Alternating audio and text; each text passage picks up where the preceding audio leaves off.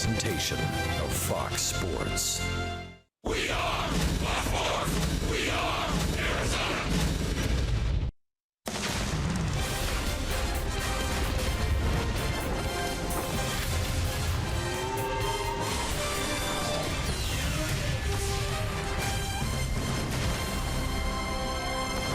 We're back in San Francisco, where the D-backs tonight can win this three-game series and record just the second 8-2 start to a season in club history. A chance for another series victory over these Giants as Shelby Miller faces off against Matt Cain. Join us for D-backs baseball on Fox Sports Arizona.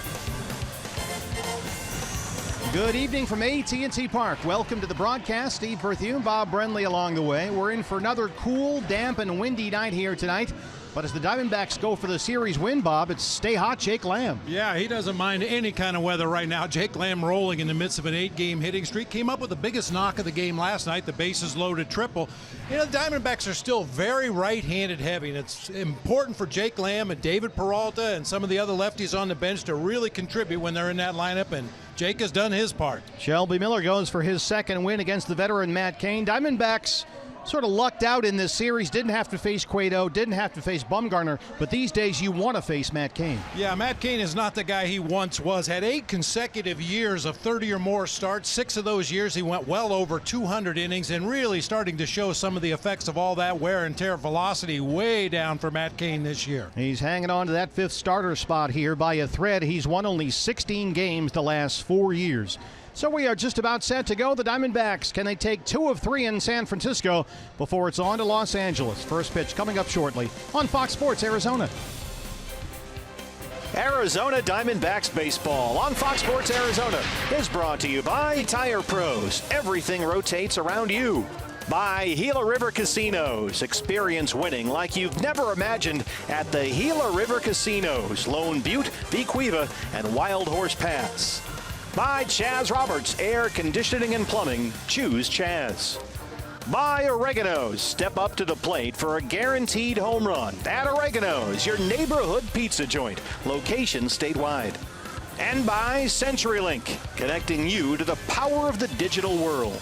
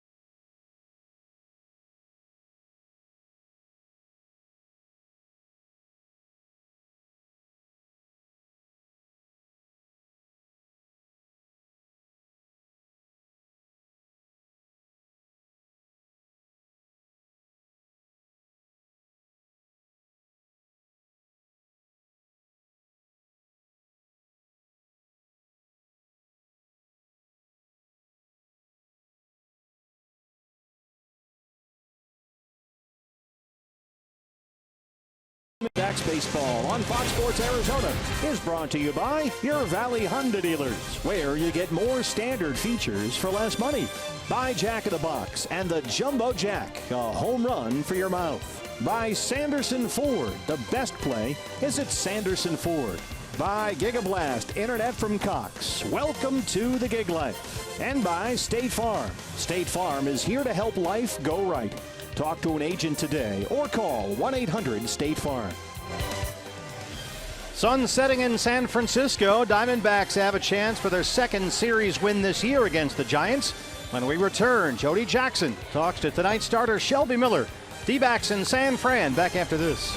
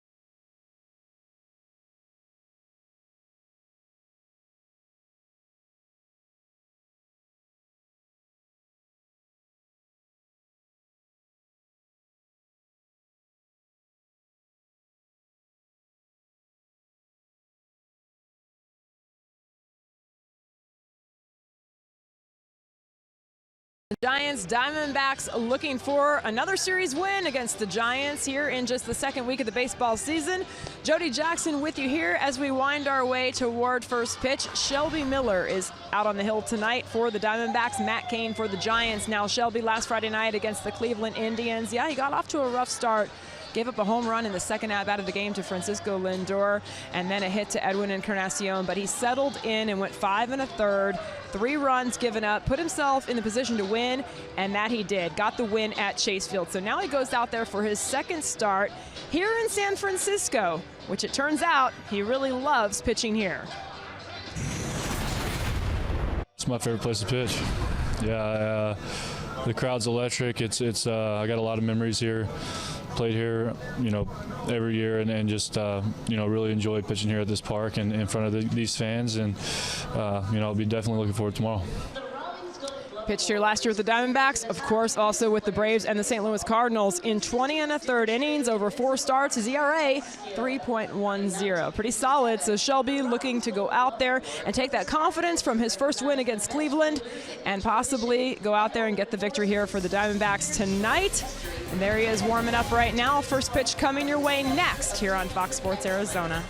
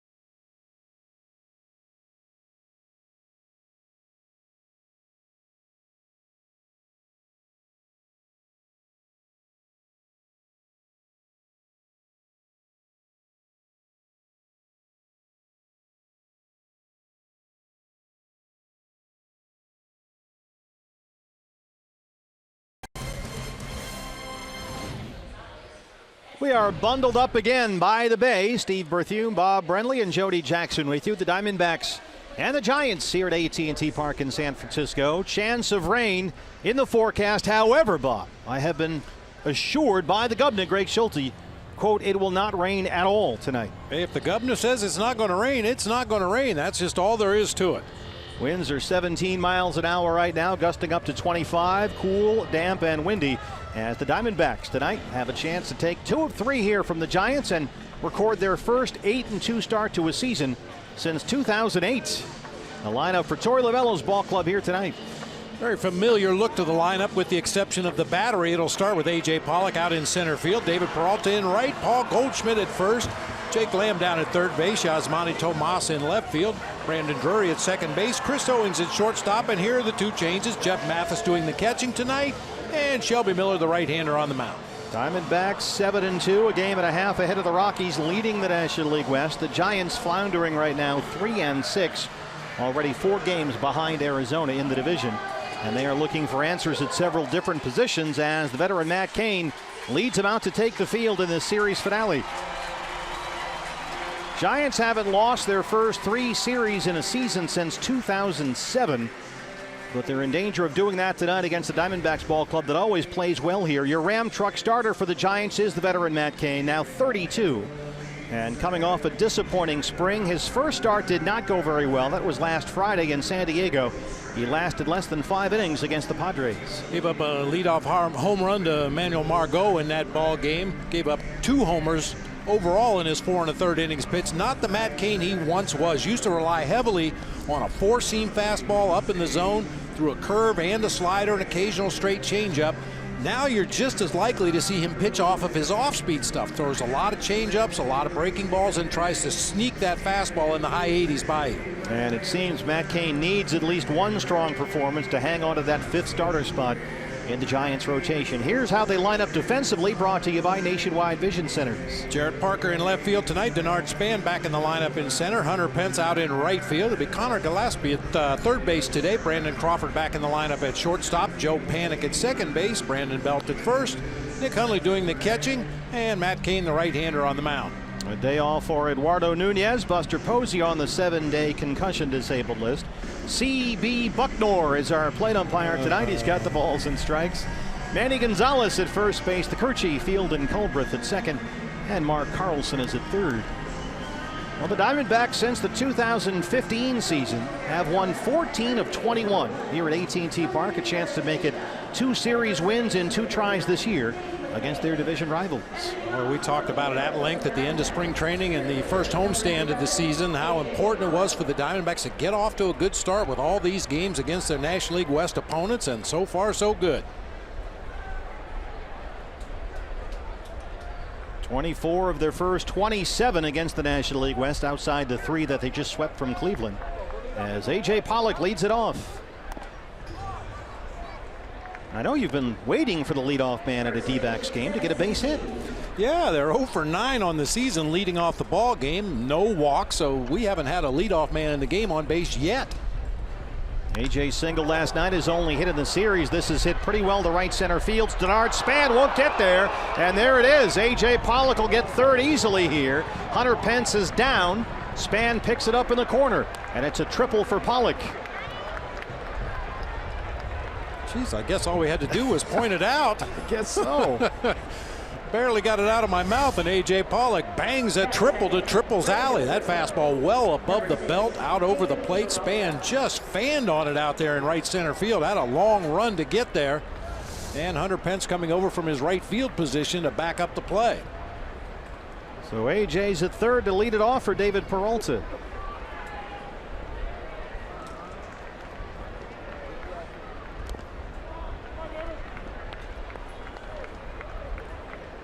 Peralta, a 6 for 33 start. He's batting 182. 0 for 7 with 3 strikeouts in the series. He came into this set riding a 4-game hitting streak.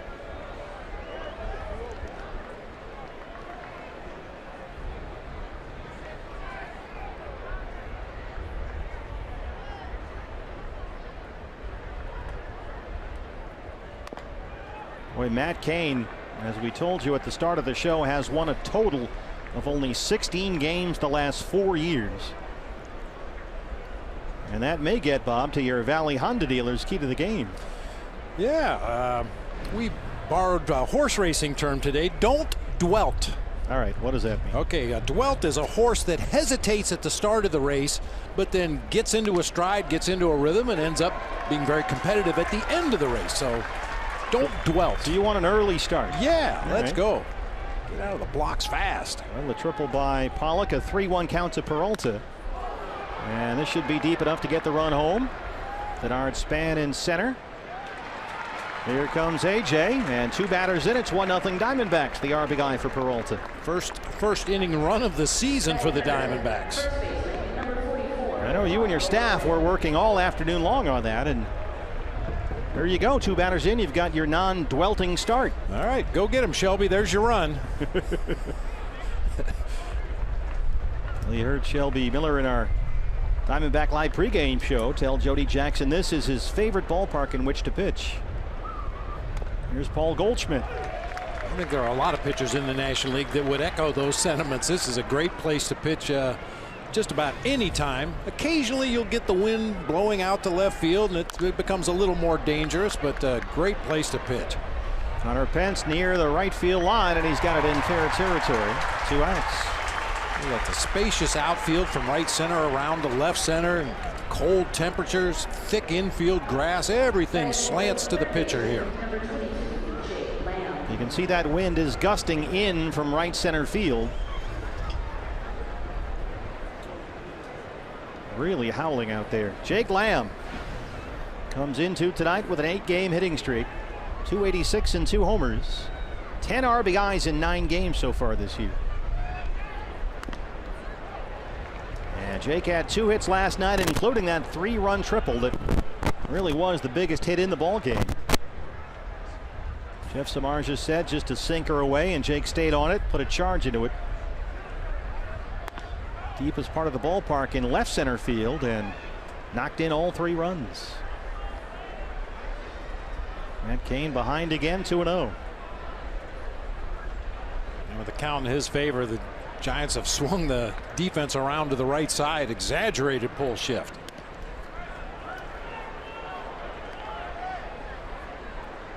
Third baseman Connor Gillespie had started on the left side of the infield, but when the count went to 2-0, he moved over on the right side and now will stay there on the 3-0 pitch.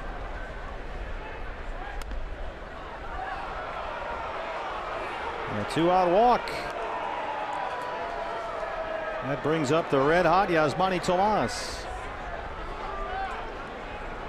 A couple of borderline pitches in that at bat by Jake Lamb that went Jake's way. Boy, Matt Cain at this stage of his career needs every advantage he can get. He needs those corners. He needs the pitch down below the bottom of the knees and up above the top of the letters. Tight zone there for Jake Lamb.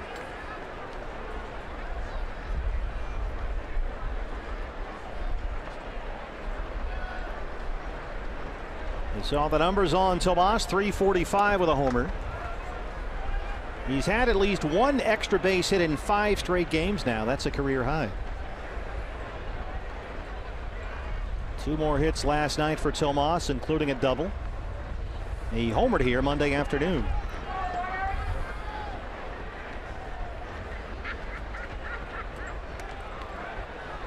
Cain again behind 2-0. 15 pitches so far for Matt Cain, only 5 strikes. And he has mixed in his entire arsenal already in this ballgame. We were told that he, at this stage, pitches off of his off-speed stuff. Throws a lot of changeups, a lot of breaking balls, tries to lull the hitters into that off-speed mode and then sneak a fastball by him from time to time. Boy, Jake Lamb got one of those big Dave McKay jumps and then sort of said, wait, this can't be right, and came to a dead stop. He was off and running with that pitch and changed his mind about halfway through. Already the 3rd 3-0 count for the Diamondbacks against Matt Cain. Keep going. Yeah. I think they get such a good lead, they get nervous. Yeah.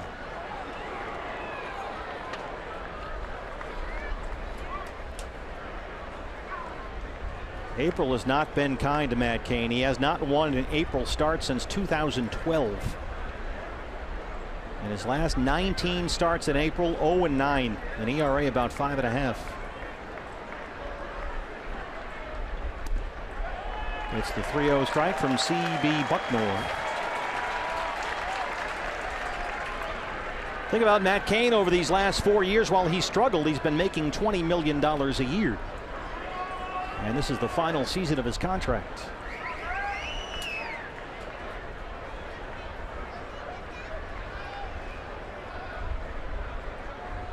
Lamb takes off again. Tomas swings and misses, and Jake is in there. The ball rolls away from Joe Panik, and Lamb has his first stolen base of the year.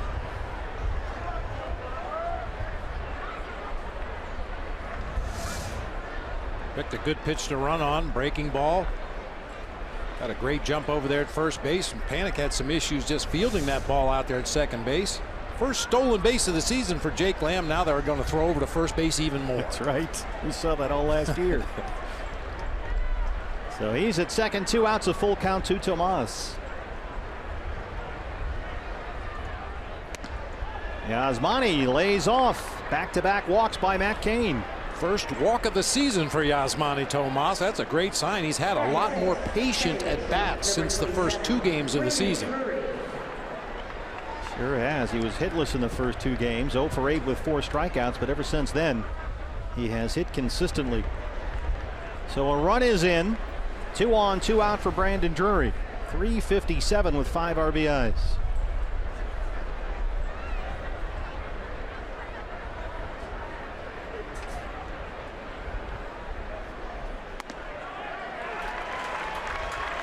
Brandon hit safely in his first 5 games this year, but he's gone without a hit in his last 3. He's 0 for 7 in this series. He did hit one ball really hard last night in the 5th inning, a line drive to Hunter Pence in right field.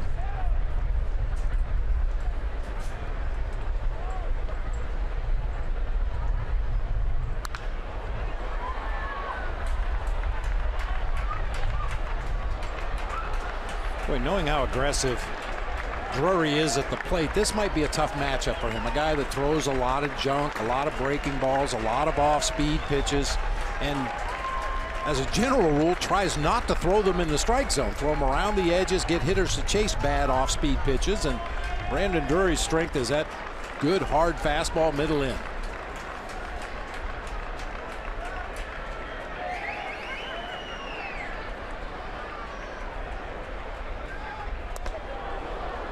Fastball at 91 is up, and it's 1-2. That's about top end for Matt Cain right there. We were told he will occasionally touch 90, 91, but usually pitches at 87, 88 with that fastball. That fastball certainly not what it once was. He's had to get a little more creative trying to get hitters off balance, and they haven't found that answer yet. 1-2 now. Squib shot the other way. Brandon Belt bobbles it. Cain hustles over there and just does beat Drury to the bag. So Cain strands 2, but the Diamondbacks get 1. Shelby Miller has a lead.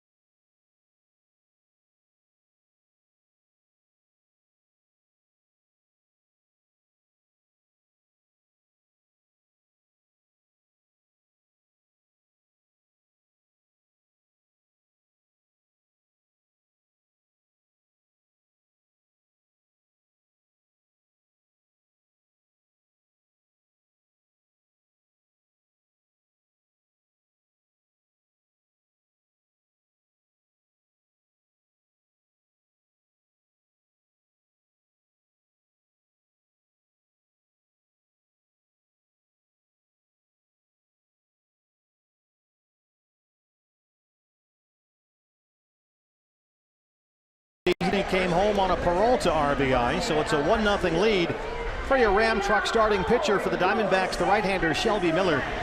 A win last Friday at Chase Field against Cleveland. 3 runs allowed, 7 strikeouts over 5 1/3. A pretty encouraging start for Shelby. Yeah, he looked like 2 different pitchers in that ball game. He gave up a solo bomb to Francisco Lindor in the first, back-to-back walks to start the second inning, and after a base hit by Carlos Santana, he was in a 3-0 hole, but after that, he absolutely dominated that Indians lineup. Denard Span will lead it off. Yeah, Shelby at one point in that start retired 10 straight.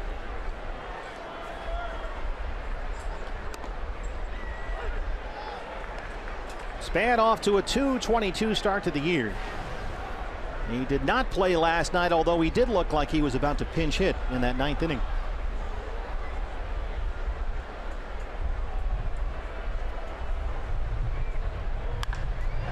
Slaps it the other way. Now Manny Tomas is over to cut it off with a backhand. Span digs for second, and he's in there. His 3rd double this year.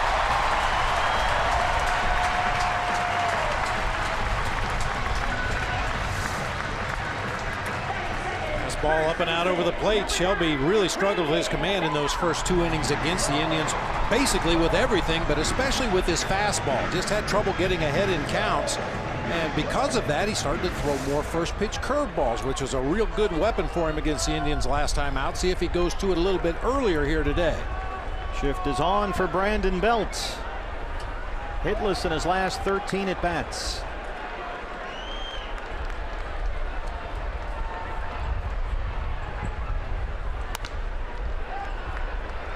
Belt hitting an even 200 with 3 home runs. 7 hits this year, only 1 of them is a single.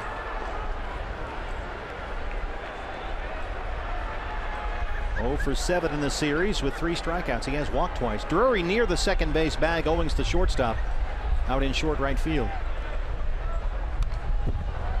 Fouled straight back, and it's 1-1.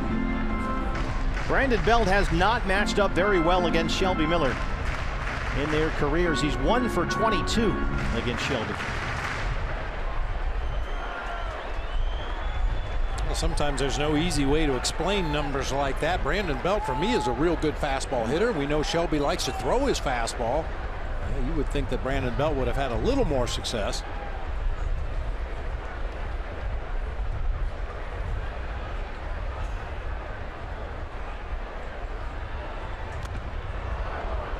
Fastball right by Brandon Belt, and Shelby's ahead 1-2.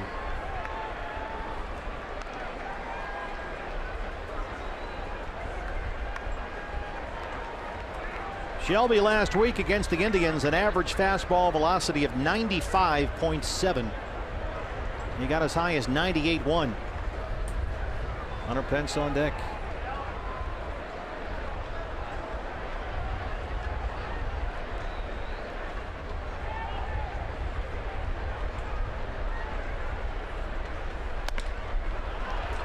Missed up with a fastball, and it's 2 balls and 2 strikes.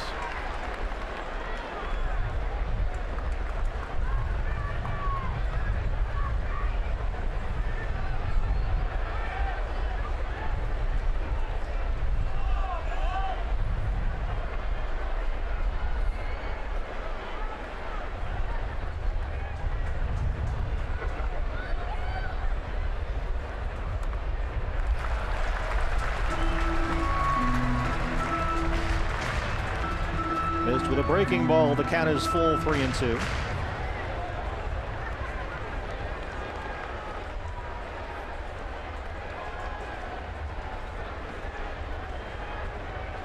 Giants in danger of losing their first 3 series in a season for the first time in a decade.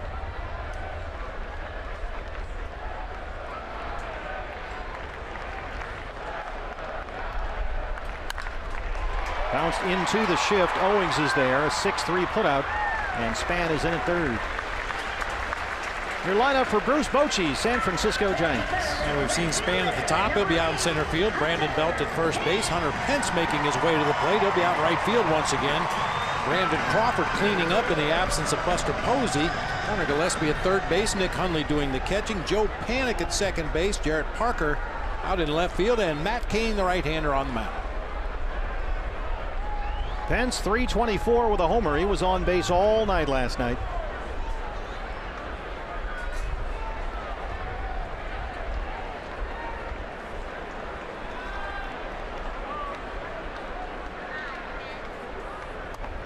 Big cut at that one. Pence walked 3 times in the ball game last night. He's got 4 hits in the series.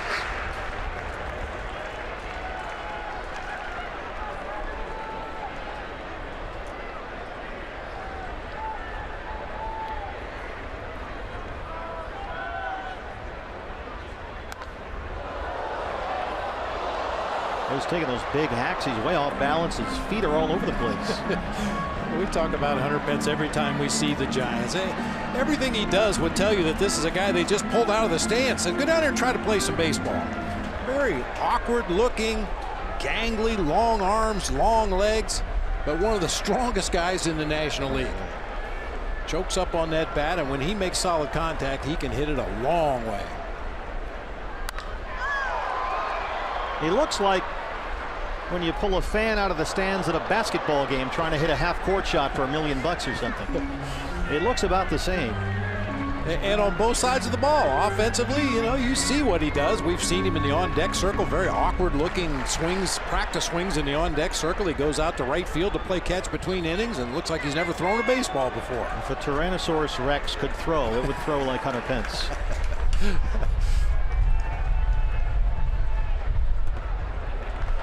Looks at that breaking ball, and it's 1-2. Well, I'm sure his argument would be no pictures, just numbers. Exactly right.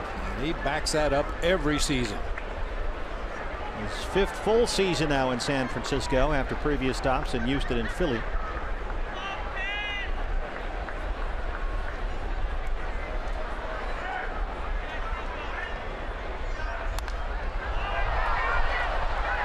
Well, this is a real good landing spot for Hunter Pence, as well as a lot of other players over the years. Guys that are a little bit quirky, a little bit off-centered. Giants fans embrace those kind of players, especially when they get the job done. We got a few off-center people around here, 1 or 2.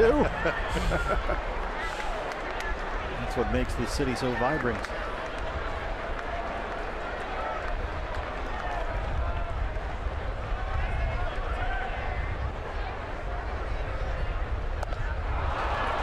Well, Shelby went back to the fastball and finally wins the battle, his first strikeout. And a big out number 2 with Span at third. You see Jeff Mathis wants it up. That's right where Shelby Miller puts it at 95, just above the top of the strike zone. Hunter Pence can't catch up to that. Brandon Crawford struck out as a pinch hitter to win last night's ball game. And that snapped an 8-game hitting streak to start the year. He's batting .355.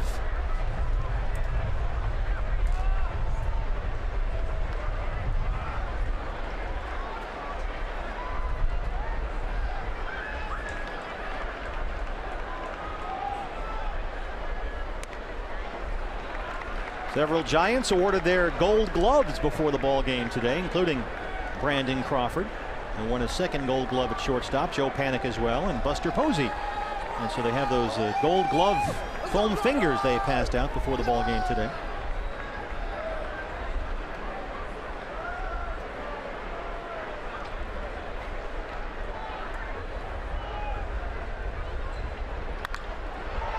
Goldie at first. A leadoff double by Denard Span. Shelby Miller strands him at third and keeps it a 1-0 D-backs lead.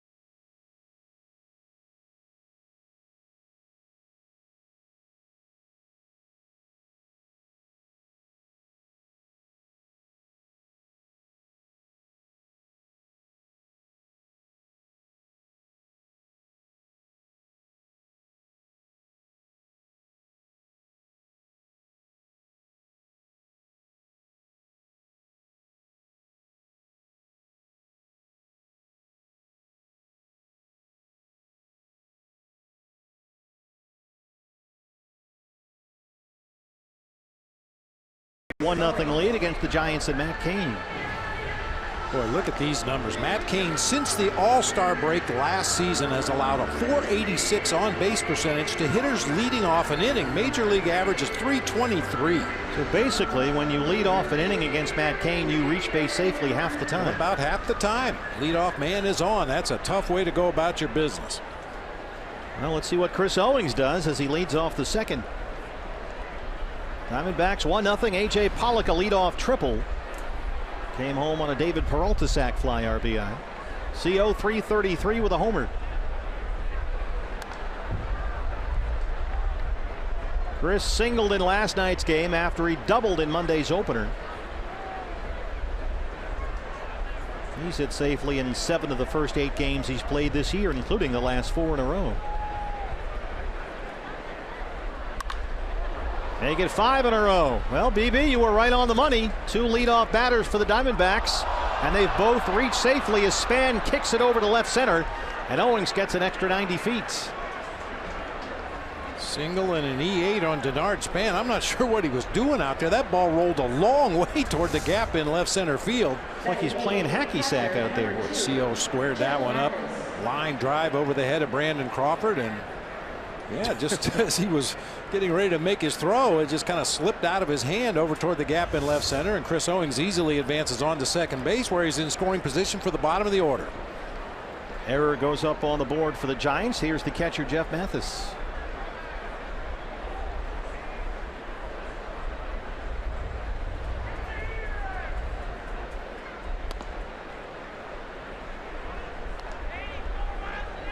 Mathis sitting .294, 3 extra base hits.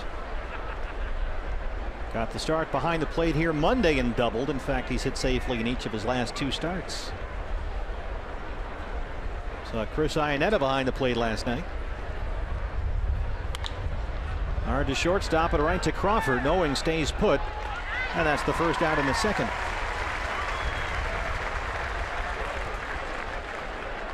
Batting 9, pitcher number 26. Interesting to see how Torlavello plays it with Shelby Miller making his way to the plate and a runner at second base. Will he ask him to sacrifice him to third base, give up the second out of the inning, or will he let Shelby swing away? We know Torrey doesn't like to give away outs if he doesn't have to.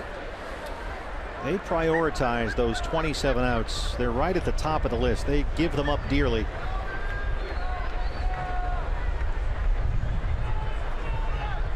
Well, the Giants aren't expecting a bunt. Brandon Belt is back at first base. Same thing over at third for Gillespie.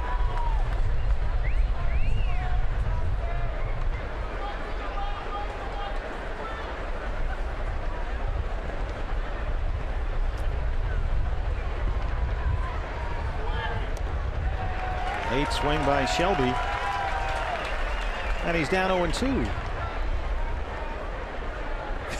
Diamondbacks have 1 sacrifice bunt so far this season. Well, with all these extra base hits, you haven't needed all that many bunts.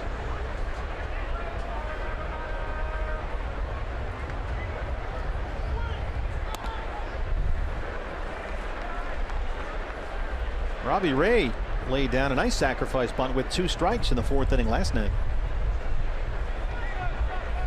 after hitting a foul ball into McCovey Cove on the fly. He's still talking about that. I would be too if I was him. Cleared the landing area out there, a splash hit. Well, there's the strikeout for Matt Cain, his first tonight.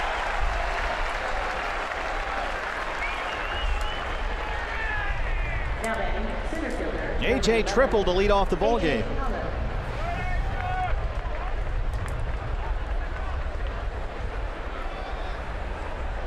Trying to get Owings home from second with 2 outs.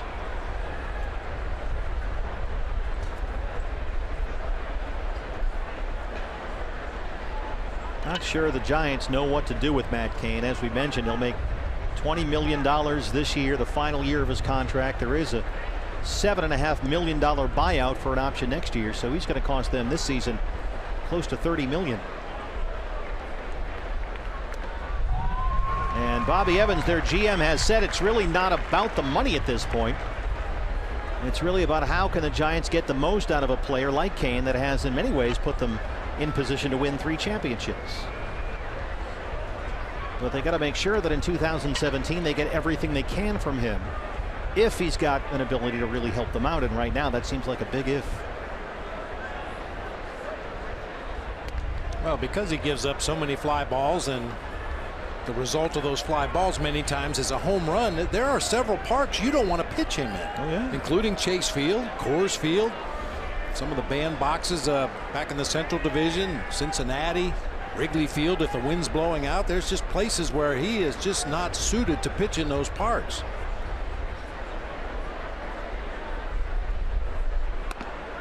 One is in there for a strike. Well, in a perfect world for the Giants, Kane would be Kane and take that 5th starter spot. That's preferable, but remember, he has not pitched more than 90 innings in a season now in 4 years. It's been a while since he really was Matt Kane. You have to go back to 2012, in fact.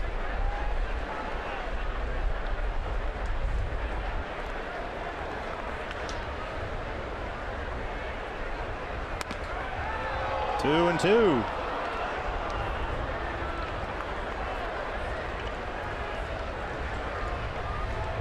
That's a really tough thing to even think about, cutting ties with a guy who was so vital to their championship runs. That was a different guy several years ago. Had a big fastball at that time, mid to upper 90s, could just pound away at opposing hitters. Didn't really need a lot of secondary stuff. Well, you go back to that 2012 season, he had a perfect game. Started the All-Star game for the National League. 16-5 with a 2.79. And then won a couple of postseason starts and a World Series ring. But since then, he's won just 16 games in 4 years. June 13th of 2012 was when he threw that perfect game against the Houston Astros. That was his last complete game. That was the game in which Gregor Blanco had that amazing catch to save the perfecto. Now in the Diamondback system. Another 2-2 to A.J. Pollock. Missed inside. It's a full count, 3-2. Kane's already walked 2 in the ball game.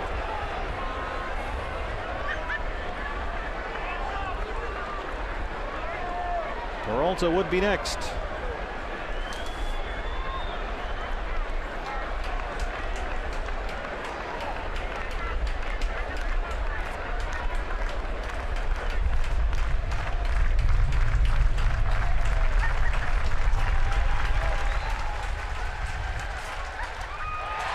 Struck him out. He lost the bat. Owings, a leadoff single. He's stranded at second, but it's still 1-0 D-backs.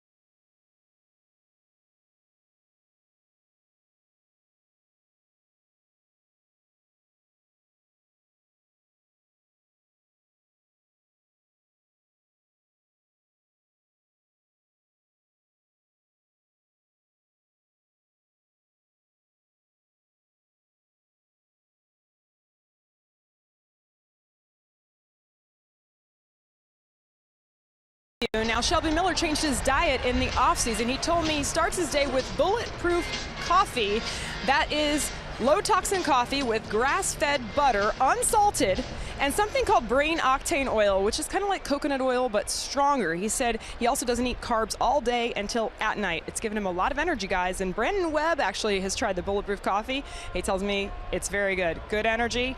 And the carb loading at night versus in the day, I guess, is muscle building. I have my own carb loading program that I've been on for years now. Connor Gillespie leads off the second against Shelby Miller. Boy. Do you carb up before these broadcasts? No. Well, you do eat an entire pizza before every pizza game. Pizza and some coffee. Let's go get them. Good balanced diet. You got your spots all over the ballpark here. Well, I was next door talking to Kruko and Kuiper earlier today, and Terry Kennedy, former Giants catcher, former Padre catcher, currently a scout. He was over in the booth, and we were kind of joking about the old days. The pregame meal was a glazed donut and 3 or 4 cups of coffee, and post-game meal usually was pizza and some cold beverages. Well, they got a lot of carb choices here at AT&T Park.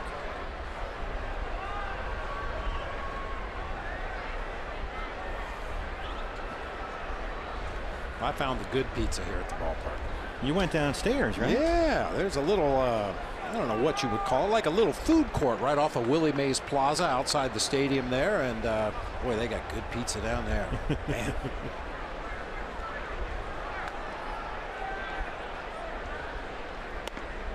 2-1 misses. 3 balls and a strike to Connor Gillespie. This is the first start of the year for Gillespie. Bochy finally able to get him in there. Nunez has the night off. The catcher Nick Hundley on deck.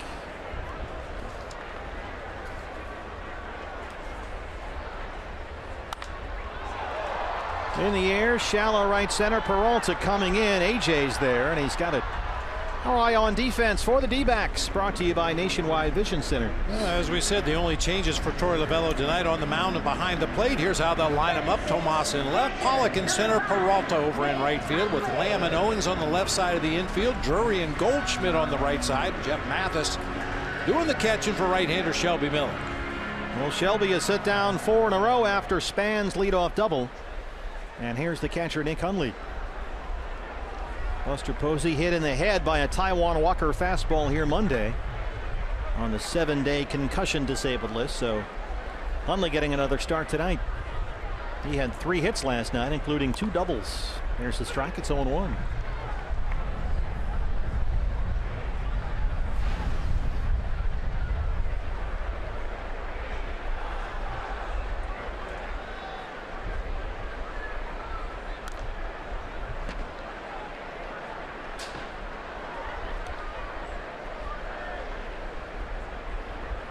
Nick Hundley has to enjoy his time in the starting lineup while Buster's on that 7-day DL, because when he comes back healthy, pretty good chance Buster's going to do the overwhelming majority of the catching the rest of the way. Maybe get an occasional start at first base for Brandon Belt, and Nick Hundley will slide in there on those days. 0-2 fastball missed.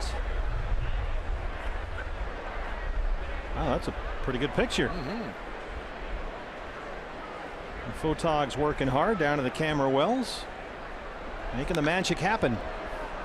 You remember when they used to have runners? The photographers would take pictures and give the roll of film to a runner, and they would go to some dark room somewhere and develop the pictures so you could put them in the paper the next day. The paper. I got to go get the papers. Get the papers. Look at the lens on that thing.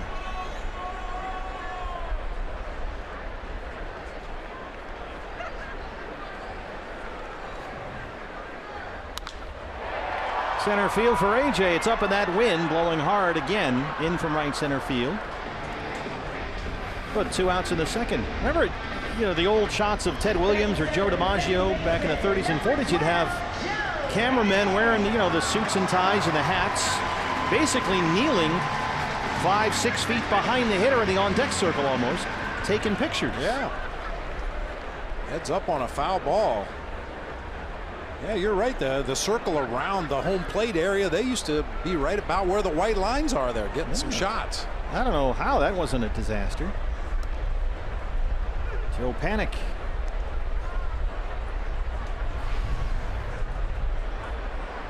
Panik doubled, walked, had an RBI last night, his only hit in the series. Batting .346. Shelby throwing strikes. It's 0-2.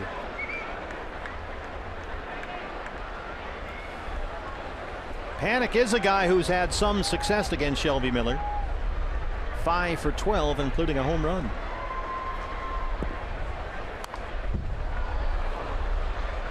How did they do your, speaking of photography, your baseball card every year? Did they take an action shot? Did you do a prearranged pose? Usually it was in spring training. The guy from Tops that was there to take the photos would just kind of pull you out of the dugout. Hey, can I take a quick shot of you? And, you know, you'd stand with your bat on the shoulder, you know, holding your catcher's mitt or a ball in your hand, whatever. And then other times they just took action shots from the season before and put them on the card. Now, did you know, okay, this is going to be my baseball card. I want to get this right. Well, I learned after time. One of the very first ones that was taken at Wrigley Field, a day game after a long travel day. I wasn't doing so hot. Stepped up out of the dugout, and the guy stuck a camera in my face and took a picture. I didn't even know who he was. And that's the one that ended up on my baseball card that year. I looked like death warmed over. So then, yeah, that's veteran experience. After that, hey, wait a minute. What are you going to use this for? Chris Owings at shortstop. Long throw to get Panik, and Goldie can't make the backhand scoop.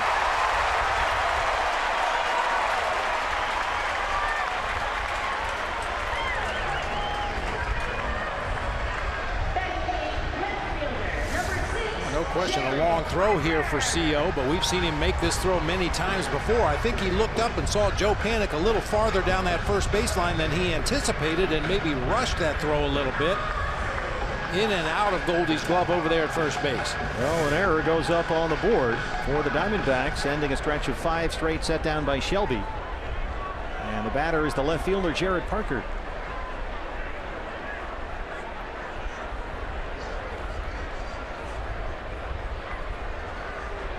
Diamondbacks have the shift on, and that's a balk. Yep. Manny Gonzalez, the first base umpire, jumped on that one.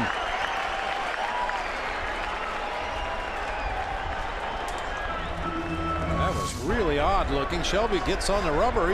He's okay so far. Jeff Mathis looking over for a sign from the dugout. And then Shelby kind of starts and stops. I'm not sure this is just a brain cramp there. That's a fundamental mistake for a veteran pitcher. Usually it's a minuscule little movement, but that one was pretty obvious. Pretty obvious. So now Panik in scoring position, 2 down for Parker,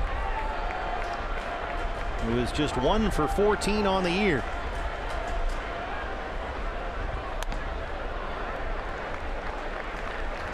Parker has struck out in half his at-bats to begin the season. He walked and had an infield single in Monday's opener, his first and only hit this season. He was off last night.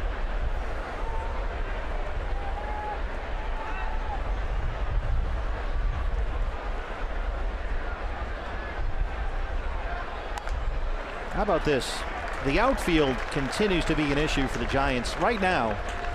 They have 3 outfielders on the roster who have batting averages starting with a 0. Yee. And this morning they finalized a minor league deal with Melvin Upton Jr. He's reported to extended spring training in Arizona.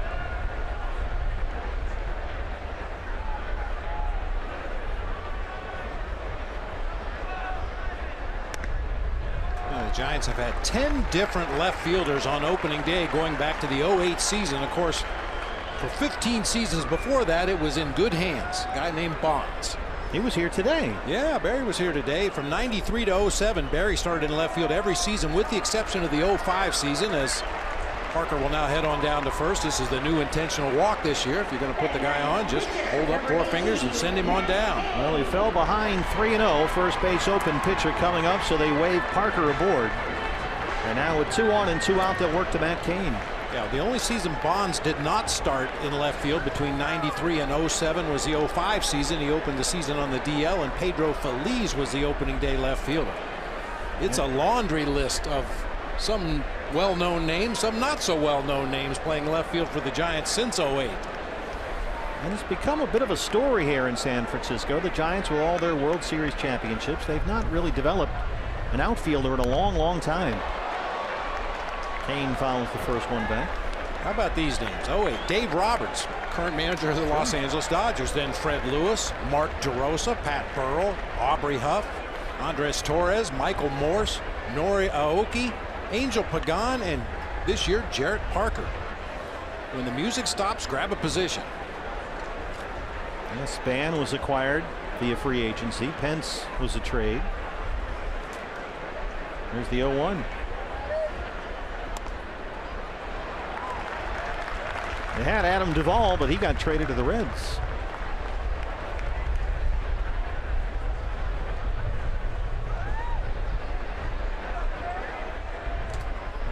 An error by Owings, a balk, an intentional walk, 2 on and 2 out.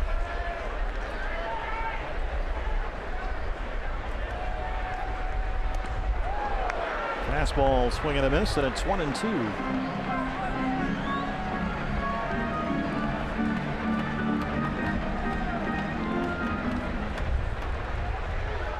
AT&T Park in San Francisco, cool, damp, and windy. That wind really gusting across the field once again from right center toward the left field foul pole. Fastball up, missed, 2 balls and 2 strikes.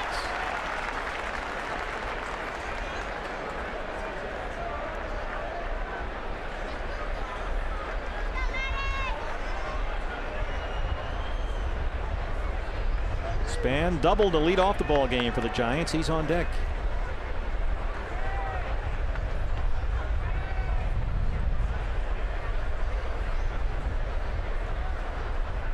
That one gets to the backstop. A nice carom from Mathis. Throw to third. Panic is in there, and Parker moves up as well.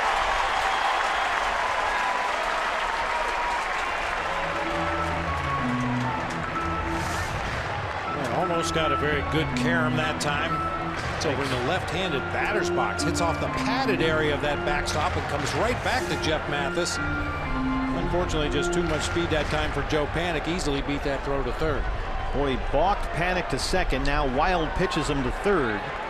Got behind on Parker. Had to intentionally walk him. He's at second now. And a full count on Kane.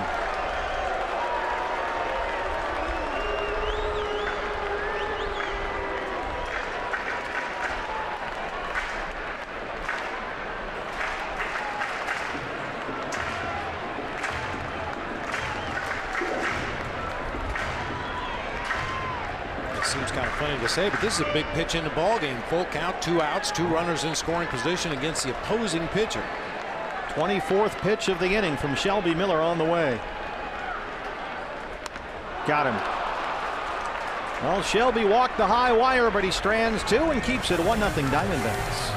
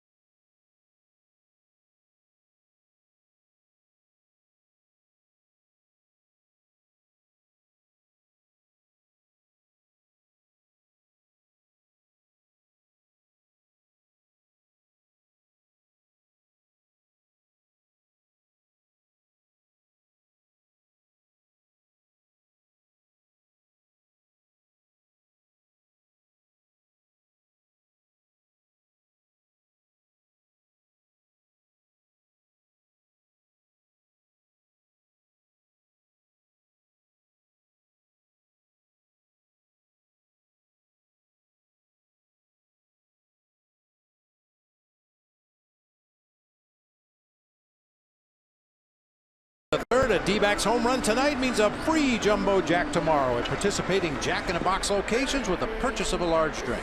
Oh, did you see the lights on the Bay Bridge there? That was cool. Yeah, very cool.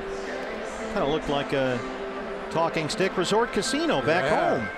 When you're driving by the 101 with all those lovely colored lights, there it is. Yeah, with all the technology here in the Bay Area, especially down the Silicon Valley, a little further south, it figures that they'd come up with something like that. That's a nice touch. It's a classy joint. David Peralta leads off the third against Matt Cain. 1-0 Diamondbacks, and A.J. Pollock leadoff triple. And a Peralta RBI sac fly.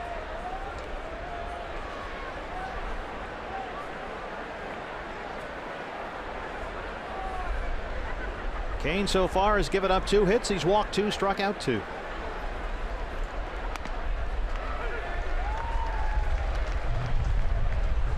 How does a guy go like Matt Cain, as you said, from a guy who used to have a pretty good fastball to a guy now trying to pitch off his changeup? What does that mean exactly?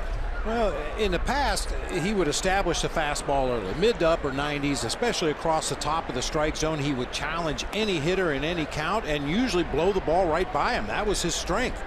But as time has gone on, the velocity has had a slow leak over the last few years, and now his best fastball is an 88, 89, 90 miles an hour on a good day. So he throws more off-speed pitches, especially early in counts, to set up the fastball later in the count, because there's more, you know, when you're throwing a changeup in the low 80s, a breaking ball in the 70s, an 88 mile an hour fastball suddenly looks a little quicker if you set it up with a lot of slow stuff. Just like that, 91 mile an hour fastball. And Matt Cain now has struck out 3 in a row. Now batting, first baseman, number 44, A lot of tailing action on that one. He tries to throw a 2-seamer and get that sinking action. It doesn't always work well for him, but a lot of movement on that one to get a strike 3. Goldie flied out his first time up.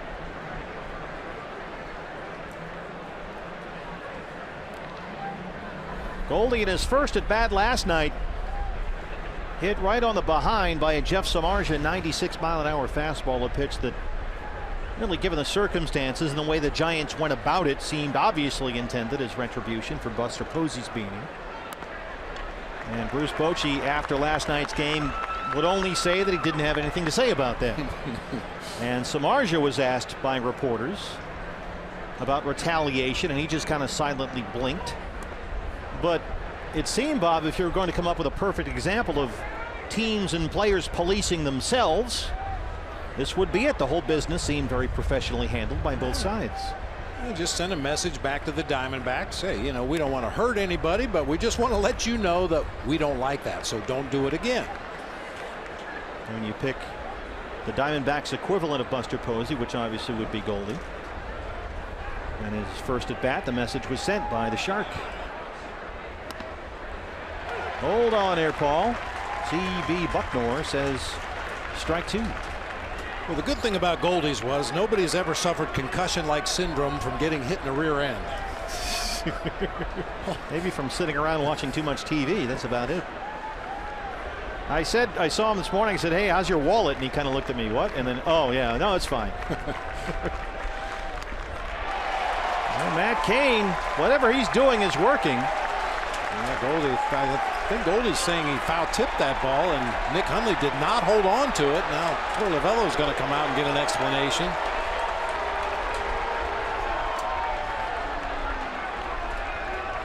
If the strikeout stands, it would be 4 in a row for Cain.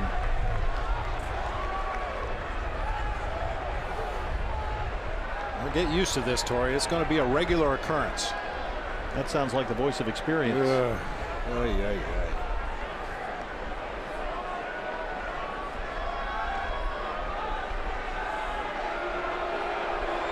Drop the ball. I mean, is there a rule I'm missing? That was pretty obvious. Yeah, drop third strike, whether he, let's see here. number 22, Jake Lamb. You can't really tell from that angle. Only by the way that Nick Hundley caught the ball, that would be the indication that maybe Goldie got a piece of it, because he caught it way down near the heel of his glove. If it was not foul tipped, he probably would have squared it up right in the pocket of the mitt. Can't figure that one out. 5 in a row set down by Kane, 4 by strikeout. Jake Lamb walked his first time up. Just over the reach of Panic and into right field. Lamb aboard for the second time tonight. Extends his hitting streak to 9 games. Just got enough of that one to get it over the head of Joe Panic into right center field for a 2-out knock. Ball really fading away. We talked about his plate coverage. He hits pitches that are off the plate away and pulls them back to right center and right field with authority. Yasmani Tomas, a 5-game hitting streak. Yasmani walked his first time up.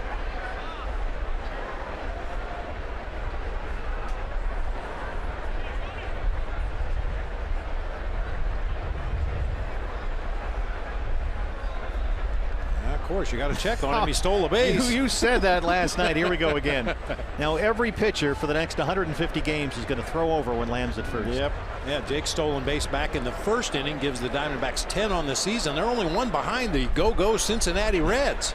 Somewhere there's a scouting report someplace that says you have to keep Jake Lamb close. Tomas lifts it in the air. It's up in that wind for Hunter Pence. Has to come in, still coming in.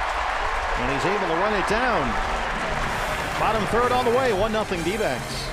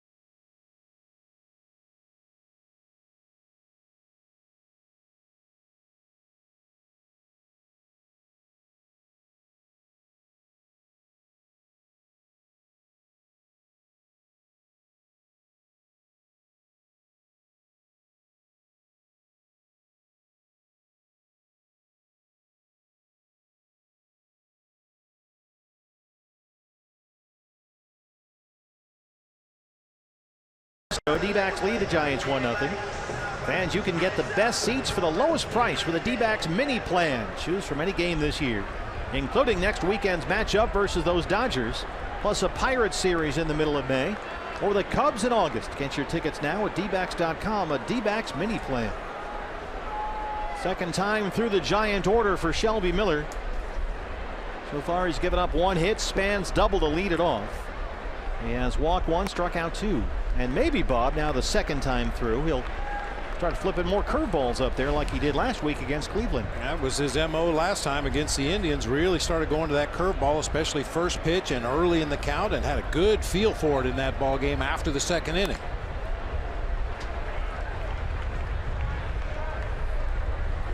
That was Shelby who pointed out last week what a difference that curveball made for him against the Indians. Once he started flipping that in there and showing that he was going to throw it, seemed like the Cleveland hitters were not as comfortable in the box. Foul ground. Lamb and Owings giving chase. CO calls for it on the bullpen, and he's got it. Always shaky footing over there. First baseman, number 9, Brandon Bell. Shelby figured, because he got in trouble early in that start against the Indians, but had he used that curveball a little earlier in the game, could have ended some jams for him in the ball game. So maybe the second time through we'll see more of it. It's just nice to know this year, at least in the early going, Shelby has a plan B just in case things don't go the way you hope they do. Establish fastball, establish your cutter, establish that curveball. If it doesn't work, you can always go to something else. That was a first pitch curve, popped up. Jake Lamb makes a nice play. That's a really nice play by Jake, because Owings is way out in right field with the shift on. So it was Lamb or nothing, and he came through with a tricky play. Yeah, with the wind blowing. This ball slicing off the bat of a left-handed hitter, never takes his eye off of it. I think that was a big help to Jake. He knew that nobody else could make that play. He was the only Diamondback defender that could get to that ball. 2 outs on 4 pitches for Shelby. Here's Hunter Pence, who struck out his first time up.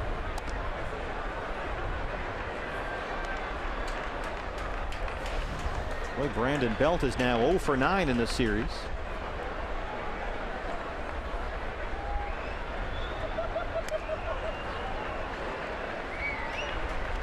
But Shelby gets the 2 quick outs, then falls behind on Pence, 2-0.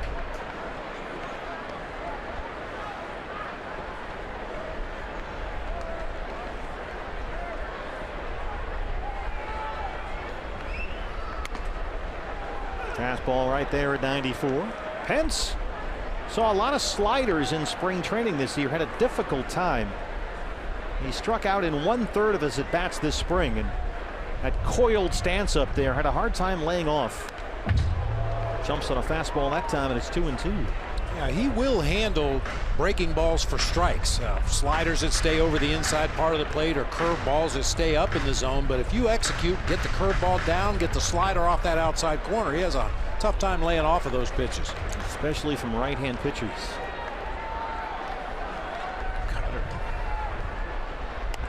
Oh, my. Oh, Shelby wanted it. He was walking back to the dugout. But ball 3, says C.B. Bucknor.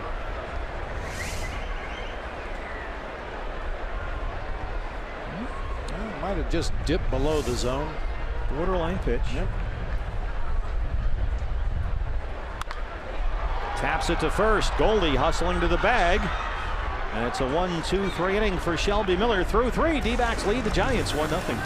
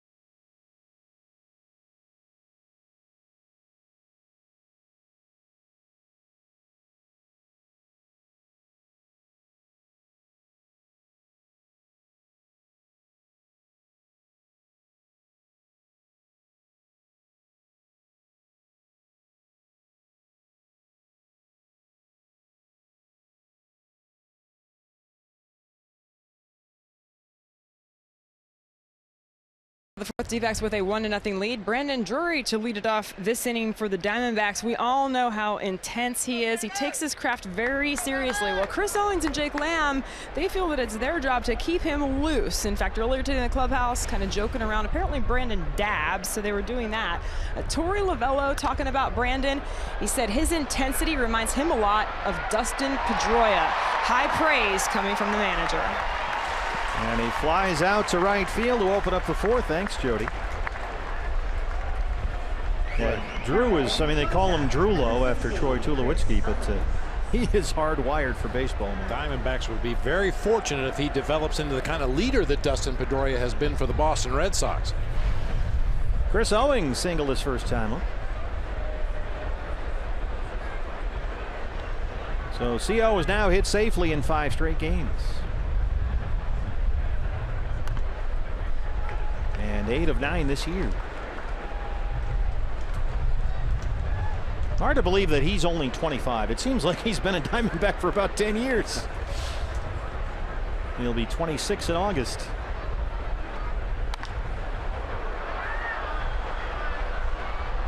First round pick back in '09 out of Gilbert High School in South Carolina.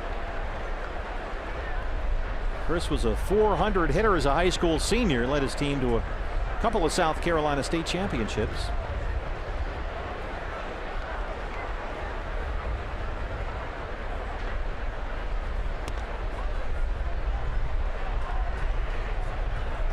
And the comp, we just talked about Brandon Drury and Dustin Pedroia. Chris Owings and Craig Biggio, kind of built out of the same mold. Well, Matt Cain's got 5 strikeouts. We've talked about how he's not got a whole lot left, but he's come up with a plan here tonight. Yeah, if he's commanding his off-speed stuff and able to get ahead in the count, that's when he has a chance to do what he's done so far tonight, strike out 5 opposing batters. Well, 8 of the last 11 he's faced, he's thrown strike 1. Mathis grounded out in his first at bat tonight.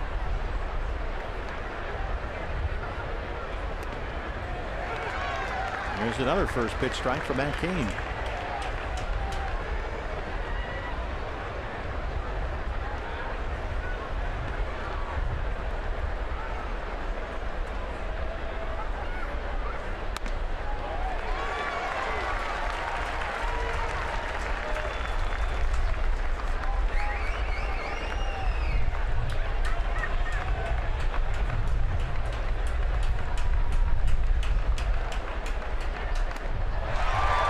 Cain, 6 strikeouts, but the Diamondbacks have a 1-0 lead.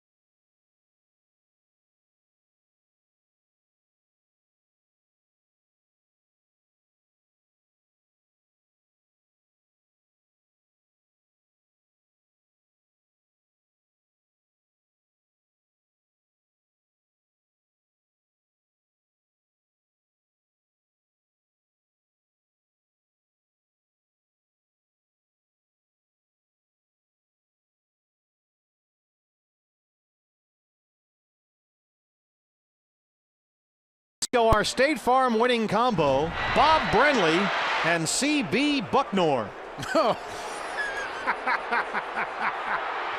This is an ambush from our producer, Brad the Big Dog Weimer.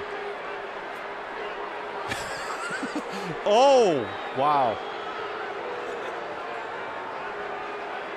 Oh, that's outstanding.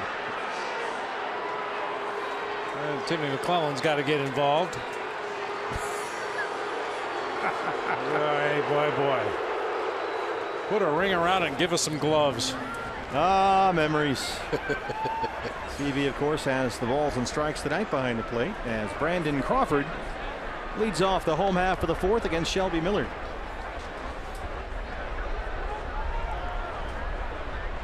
Do you remember anything about that as Crawford hits the first one to Goldie makes a nice play? I think it was just an accumulation of things, you know, and it was just I reached the boiling point and felt it necessary to go out there and point out CB's misgivings as an umpire. Numerous as they are. 5 in a row set down by Shelby. He's only given up 1 hit so far at Denard Span's leadoff double. And now the batter is Connor Gillespie. D-backs have the shift on again. Owings out in short right field.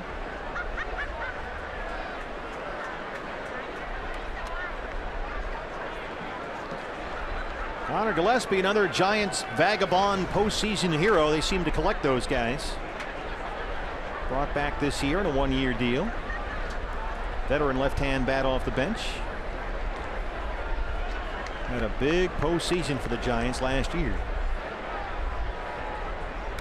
In fact, for a while, he was their offense. He drove in 6 of the Giants' 16 runs in the postseason and went 8 for 19. Well, that's the great thing about postseason baseball. You know, you look at a lineup and you got to watch this guy and you got to watch that guy. A guy like Connor Gillespie jumps up and puts up those kind of numbers. Pete Kozma for the St. Louis Cardinals years ago had a tremendous postseason. And the Giants have a way of just, I don't want to say falling into those guys, but you know, they've struck it rich with guys like Cody Ross and Marco Scutaro. Tricky play for Owings from the outfield grass. A 6-3 putout. Goldie can't collect it. That's the second time he and Chris have been able to get together tonight.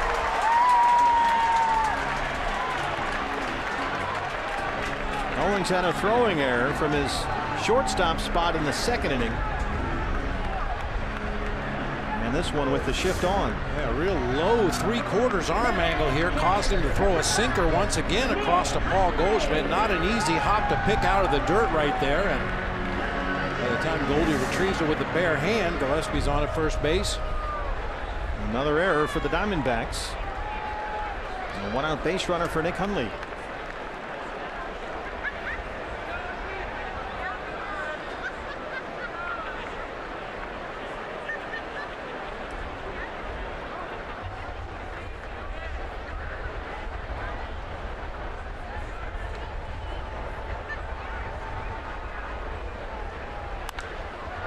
First pitch swinging. Mathis looking up into the night sky. Here comes Jake Lamb. Oh, it got in that wind. Thank you very much. Boy, Jeff Mathis was ready to make the play if necessary, but he was just waiting to hear one of his corner infielders call him off. And unfortunately, Jake Lamb came in there at the last instant. You can see Jeff Mathis said, "Better you than me." Well, Shelby Miller coming off a 10-pitch third. He's got 2 down now. Gillespie at first for Joe Panik, who reached on an Owings error his first time up.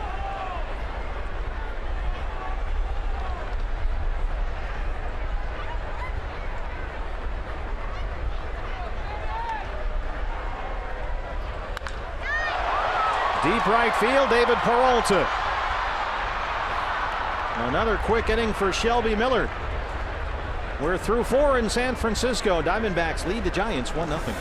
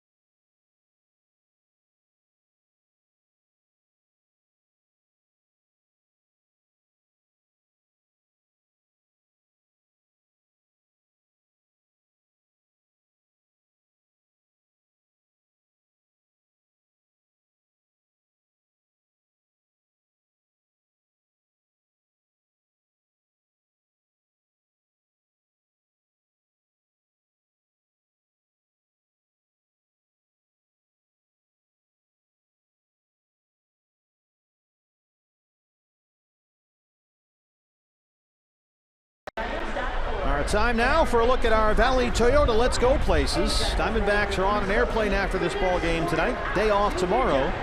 And then 4 against the Dodgers Friday through Monday. And the big one is the opener. The most expensive starting pitching duel in baseball history. Zach Greinke versus Clayton Kershaw. That's coming up Friday night. Each guy is making about 33, 34 million a start. Chicago Cubs handed out their World Series rings with the Dodgers in town tonight. Sure Ellie appreciated that. They were on the foul line at the home opener the other night for about a half hour. It was like, what, 39 degrees and raining. Shelby Miller leads off the 5th. Matt Cain now 2 walks. He struck out 6 and has looked very good, giving up only 3 hits.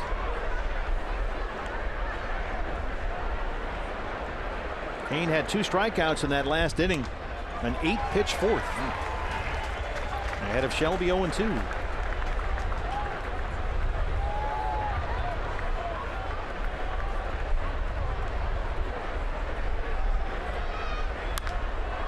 Well, look at all Matt Cain has accomplished over his great career. Now 32 years old, the longest tenured Giants player. Only Juan Marichal and Gaylord Perry, both Hall of Famers by the way, have thrown more innings in a San Francisco Giants uniform than Matt Cain.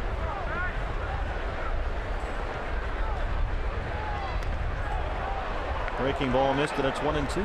Yeah, even when Cain was at his best, he kind of flew under the radar because there was always somebody else that was drawing the attention, whether it was Tim Lincecum or Madison Bumgarner, Barry Zito. So, somebody in the rotation was getting all the headlines, and Matt Cain was just going out there eating up innings. Well, for so long, starting with his age 21 season, that was 10 years ago. Just an absolute horse. That's what they call him, in fact, here. 8 straight seasons with at least 30 starts and 180 innings. But that workload seems to have taken its toll the last 4 years, just before he hit the age of 30.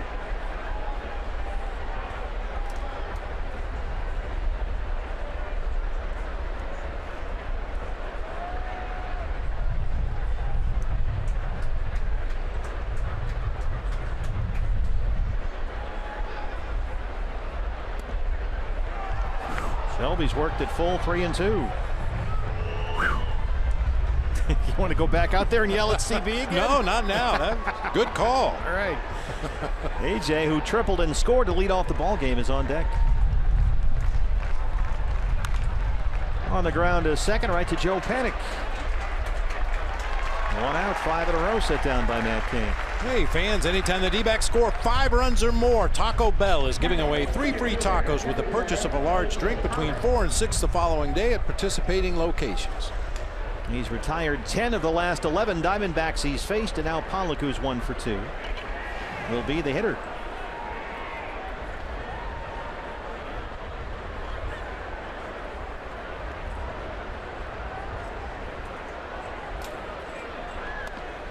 Speaking of great pitching, our increasingly reliable staff has informed us of a no-hitter in the Diamondbacks system. In fact, a perfect game. Wow. But there's a twist. Visalia Rawhide tonight playing at Lake Elsinore. A combined perfect game through 9, but it's 0-0 headed to the 10th. 3 Visalia pitchers have combined for 9 perfect innings. And Visalia just put a 2 spot on the board in the top half of the 10th, so bring it home.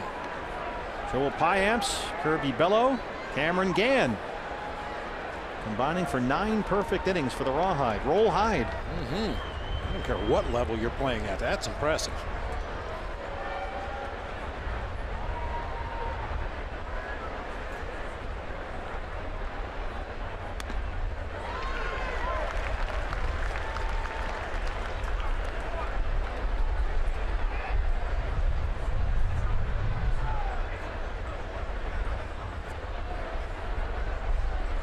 Seven 3-ball count in the ball game for Matt Cain. He's walked 2 so far. AJ hits it hard. A 2-hopper that clangs off Crawford. He recovers and somehow throws him out. Well, that's how you win 2 gold gloves. He got his gold glove before the ball game tonight. Brandon Crawford. Brandon Crawford, no doubt about it. He has great hands, great range, good defender, but what really sets him apart from a lot of shortstops is right there. That big arm from the shortstop position. Even misplaying this ball, he still has enough time to recover and fire a rocket over there to Belt for the out. David Peralta.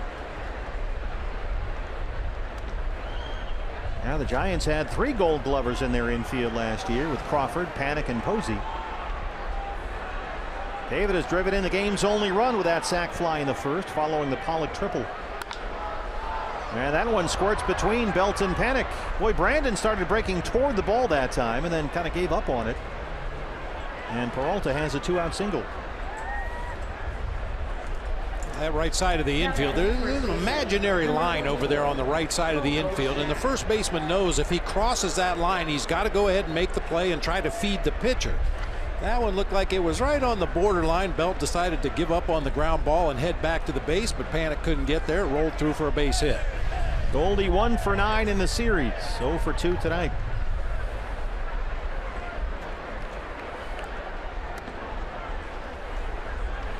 Told the story in the past when I played with the Giants, and Will Clark was our first baseman, Robbie Thompson was the second baseman, and Will would constantly run over in front of Robbie Thompson and take ground balls away. So Robbie, first inning of the ball game, would go out there and draw a line on the right side of the infield with his shoe. You stay on that side, I'll take everything on this side. Will Clark had a very distinctive voice too. I bet they had some arguments. Did he ever? You could hear Will all over the ballpark. If he made an out, he let you know he wasn't very happy about it. He didn't make a lot of outs. So. No, he didn't. Ooh.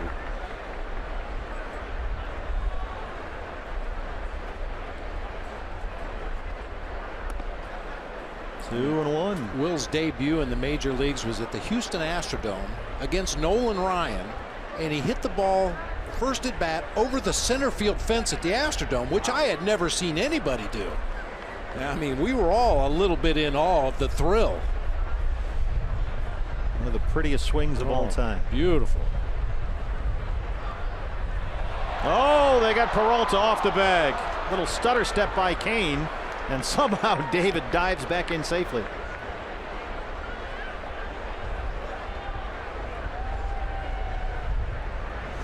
We saw Jake Lamb get a running start earlier in the ball game and stop. David, look at him get to the way outfield side to reach back for that outside corner of the bag, so Brandon Belt didn't have anything to tag. Yeah, if he would have thrown immediately, David had nowhere to go. Boy, David's been a little hard on himself this year, diving into walls, back into bases, laying out for catches in the outfield. Goldie right to third. Gillespie's there. And they get the force on Peralta. Bottom 5 coming up. Still 1-0 D-backs.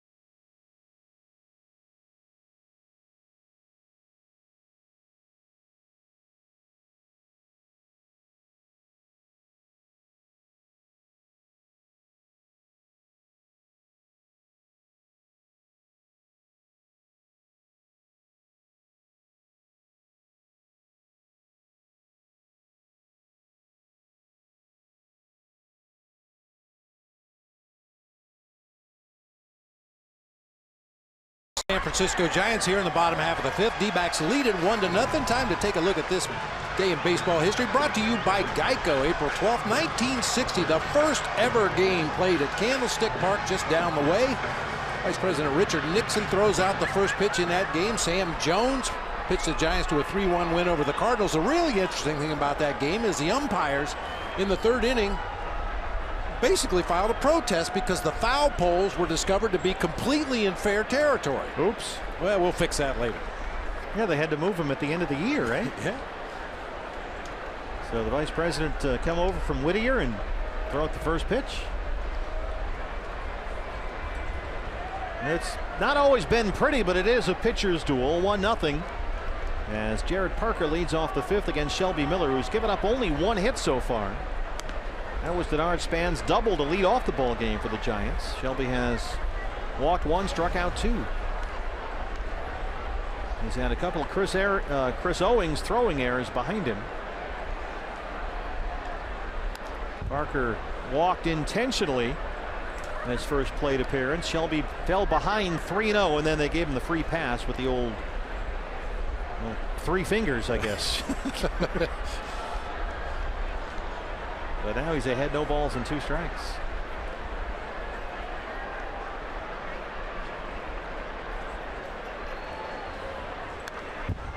Well, speaking of 3 fingers, yeah, haven't talked about the big glove out in left center field yet this series. This is a staple. Yeah, this was actually, you know, you wonder why there aren't 4 fingers in the thumb. Well, I've often wondered that. The Giants gave the finger to the Dodgers. I see what you did there. Hello, lady. We can do that this weekend. Called strike 3. C.B. Bucknor rings up Parker. Third strikeout for Shelby Miller. See that backdoor cutter on our Fox tracks. We'll get a look at that one just off the plate.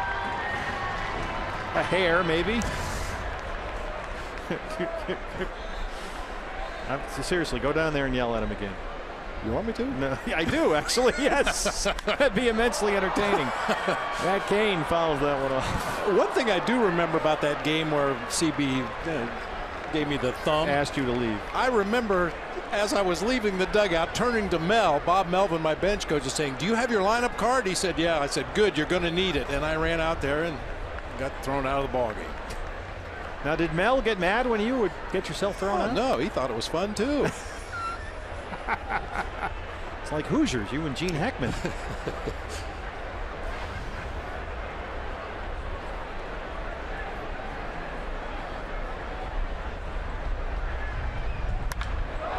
Matt Cain drives one to center field, and that's going to roll all the way to the wall. Just the second hit given up by Shelby Miller, a one-out double by the pitcher Cain.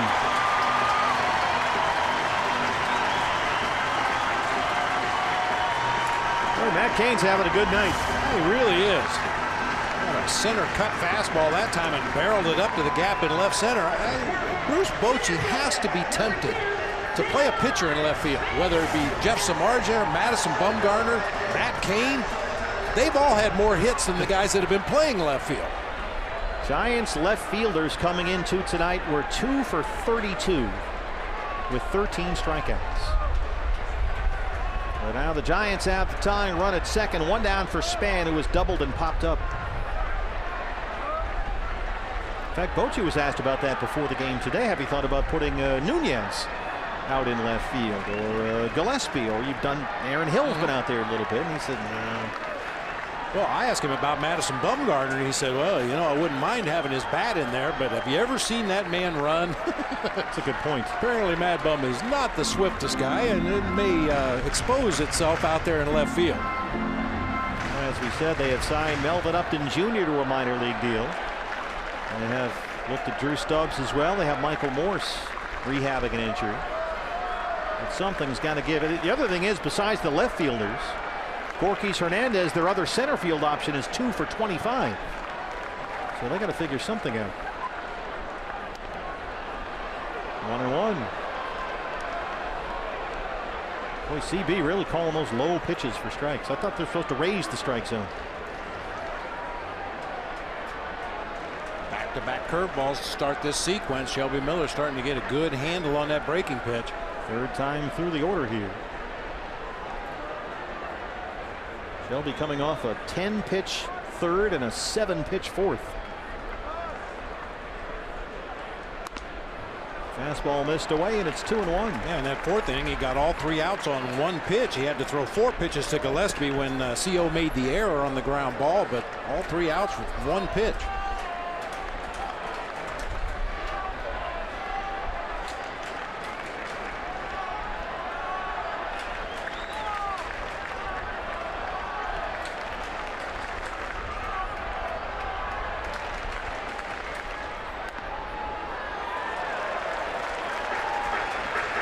Behind on Span, 3-1.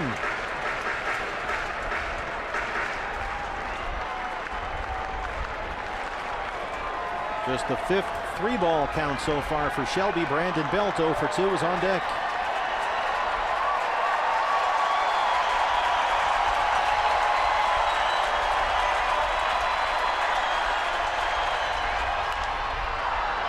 Out of play.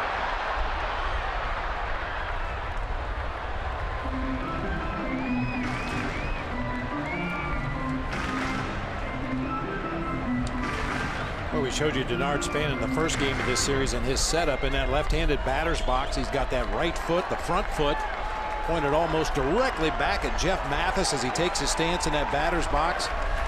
Starts out standing somewhat upright and then drops into an exaggerated crouch. A lot of things going on up there. Watch that right foot. There it goes.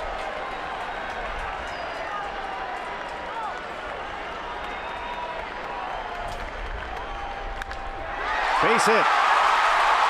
Phil Nevin will wave Matt Cain home. Goldie will cut it off, and it's a 1-1 ball game. RBI single for Denard Span.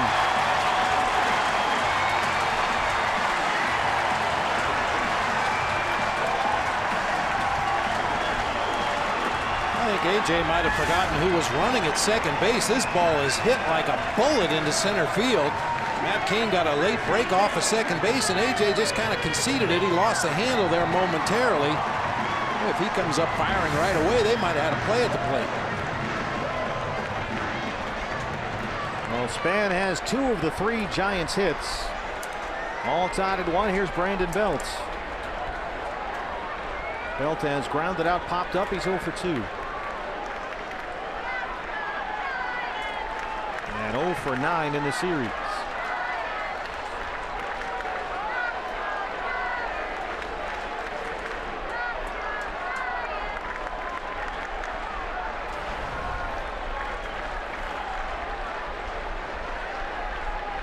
Shelby at 70 pitches, 44 for strikes.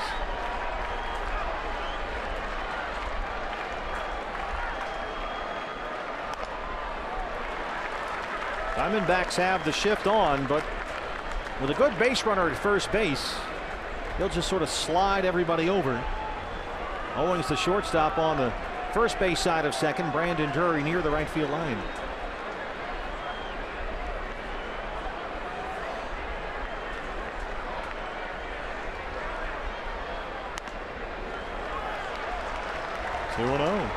Boy, early in the season, you have a lot of firsts, and tonight is a first. That looks like a strike. Yeah, first lost lead of the season. Right there at the top of the zone.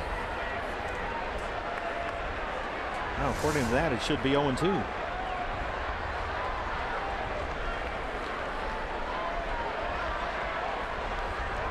Had not lost a lead all year long. Throw to first.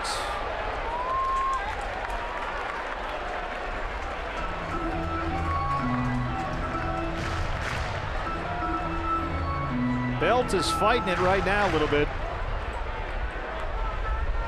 3 for his last 23. Here's a look at the defensive alignment. That's Owings right behind the second base umpire, Fielden Colbert. Back-to-back 3-ball counts now for Shelby Miller. Ball 4. Well, he struck out Parker to open up the 5th. Then double single base on balls, and here comes Hunter Pence. That's a good break the rhythm meeting by Jeff Mathis out there on the mound. Probably didn't have a whole lot to offer to Shelby Miller. Just take a little breath. Let's start over here. Get out of this inning. That ground ball. Let somebody turn two behind it.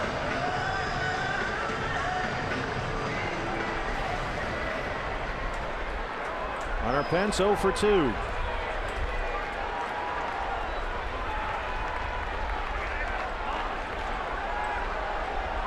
Span is at second, Belt at first, 1 out.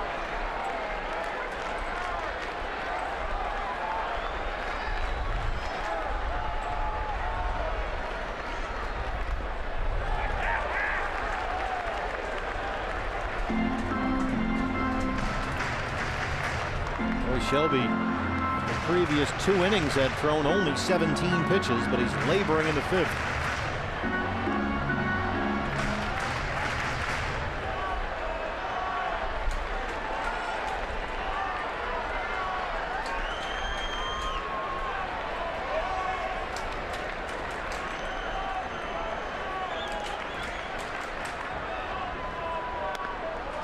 In there for a strike, 1-1. He's only got 1 out in the inning, and he's about to throw his 20th pitch of this inning.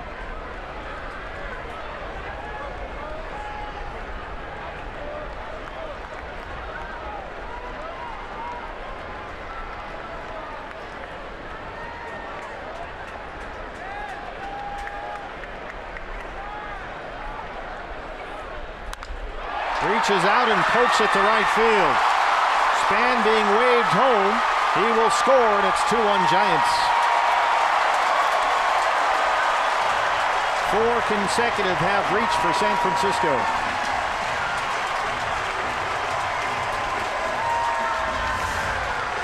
Very defensive swing here on a cutter, working its way off the outside corner. Pence just kind of throws his bat at the ball, finds grass out there in shallow right field for an RBI base hit. Bell made his way into third. Yeah, here comes Mike Butcher.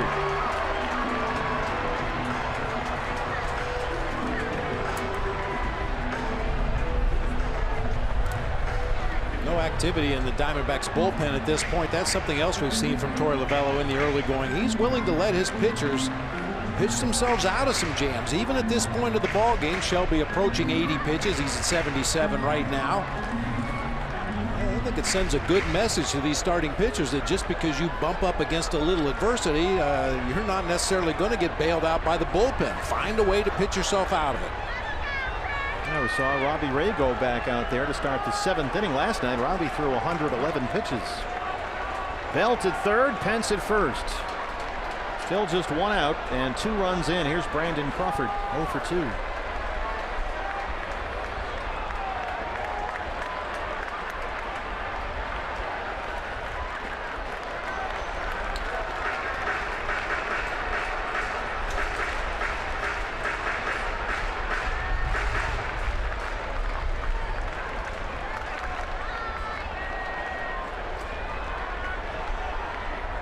He's now thrown ball 1 to 4 consecutive hitters.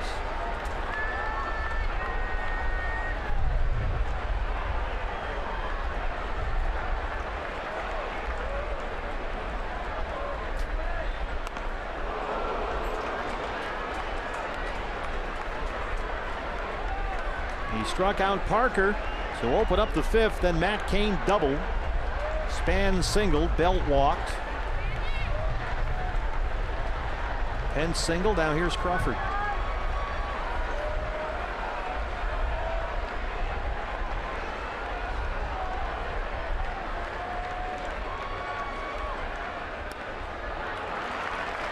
Check swing, and it's ball 2. Shelby really using that curveball a lot today, but hasn't been able to find the zone with it consistently. Now, to his credit, he's been missing down below the zone, which is where you'd much rather throw that curveball than leave it hanging up around belt high. But his last outing against the Indians, he threw 19 curveballs, 13 for strikes. Tonight, 15 and only 5 in the zone. And that's been the big difference for him. I said that curveball, you got to be flipping it in there for strikes and showing that you're going to throw it.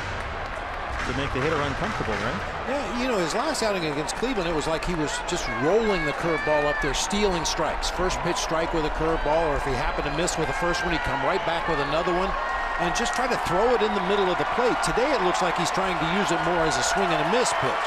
25th pitch in this 5th inning. Got him. 4 strikeouts, 2 down. Now batting the third baseman, number 21, Gillespie. Well, a big out to get if you can get Connor Gillespie in strand 2. First start of the season for Gillespie, and they're at third base tonight. Eduardo Nunez with the night off. Belt at third, Pence at first. There's the defensive alignment against the left-hand hitter, with Owings the shortstop out there in short right.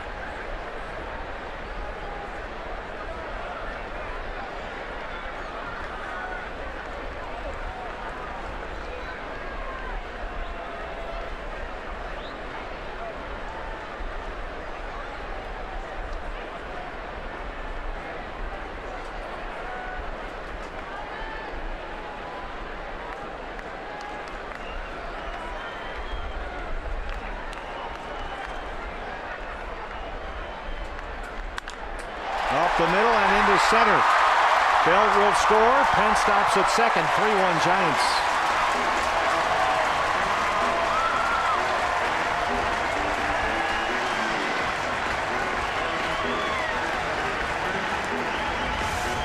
Gillespie off the bench tonight to get a start at third base, mostly because he was 3 for 3 lifetime against Shelby Miller coming into this ball game, and bangs that first pitch cutter right back up the middle of the field that time for an RBI base hit.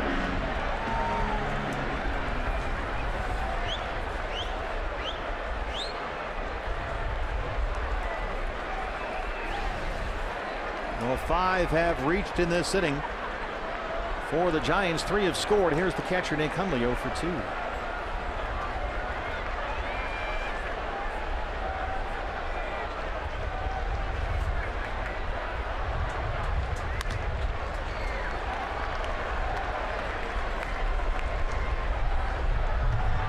I mentioned that for Gillespie, 3 for 3 against Shelby Miller coming into play tonight. Bench players will know that. If you're a starting player and you're getting 600 plate appearances a season, you might not remember specifically what you do against certain pitchers. You may think you do well against this guy, not so well against that guy. But when you're a bench player, you know when you have good numbers against somebody, and I'm sure Connor Gillespie expected to play tonight.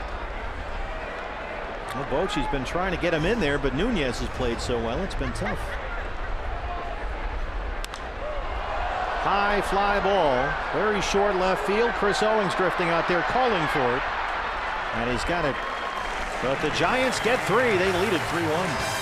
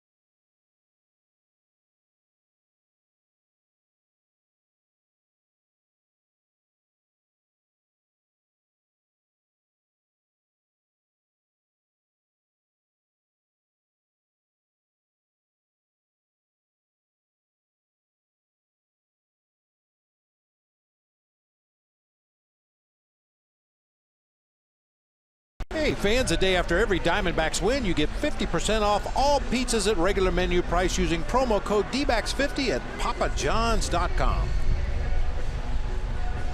6th inning.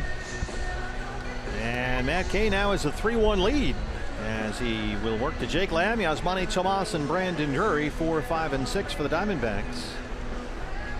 Cool and windy here tonight. No rain as of yet. Certainly nothing like we saw near the end of the ball game last night, when we were shrouded in a steady mist and a pouring rain on the walk home. Yep.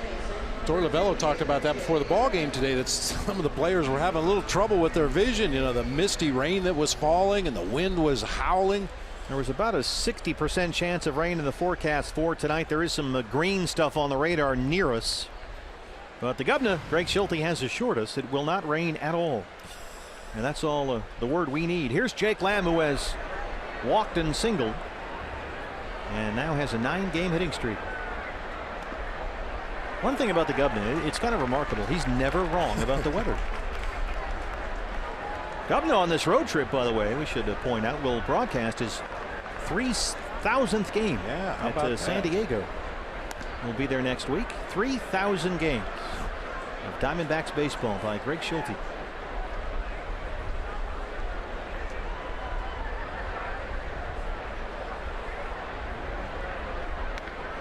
We got to get him something for that, by the way. Yeah, we'll think of something. Get him a pizza.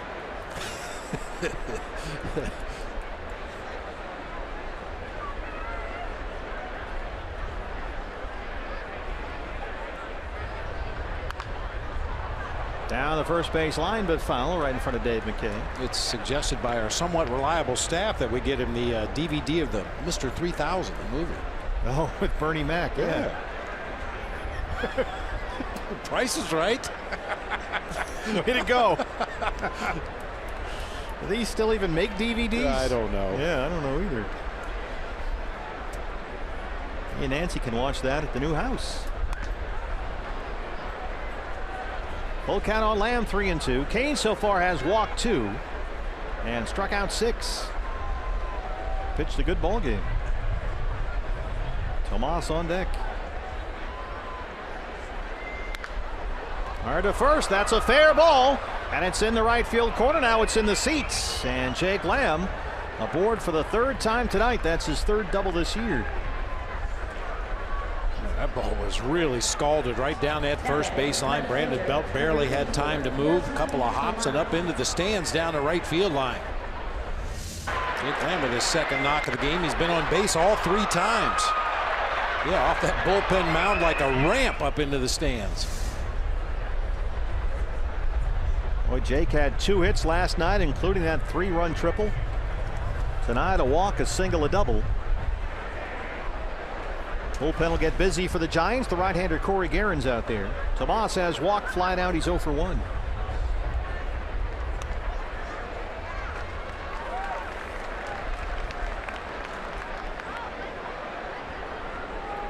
Well, Jake's picking right up where he left off last season with 2 homers, a triple, and now 3 doubles. 53% of his hits last year went for extra bases.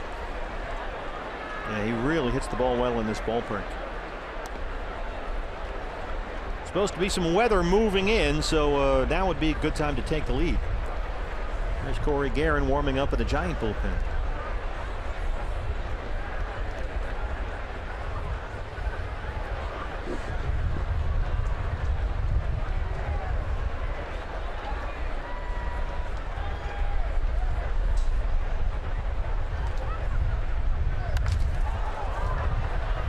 Boy, the wind right now really picking up.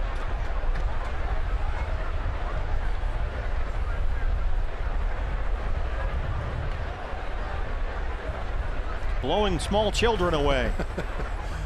Put some rocks in her pocket. Just got to get that arm in there. There we go. There you go. All right, now she's all set.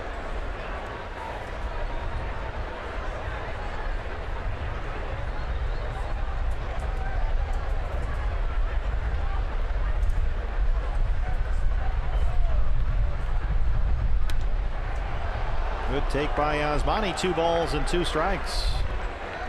Well, let's let Tomas get one up into that wind, blowing out to left field. Tie this up with 1 swing. Brandon Drury on deck.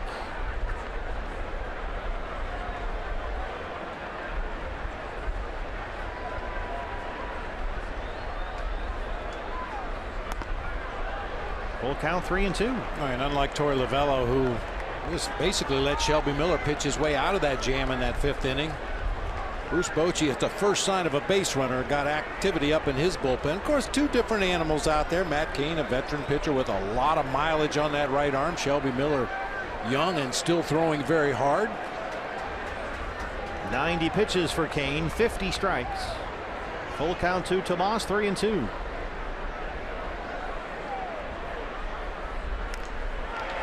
Just did get a piece to stay alive.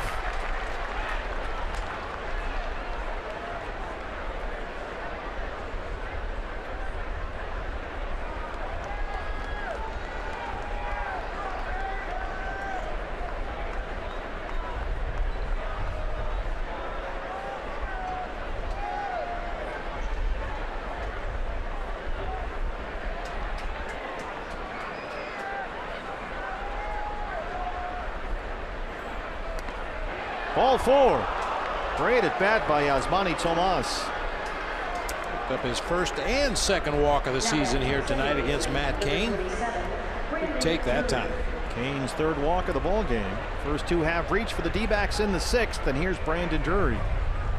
A good time to bust out right here. D-backs 0 for 4 tonight with runners in scoring position. They were 0 for 4 on Tuesday and 3 for 12 last night. Well, Matt Cain should get a big hand here. He pitched a whale of a ball game, trying to hang on to his starting job, and he'll leave leading 3-1.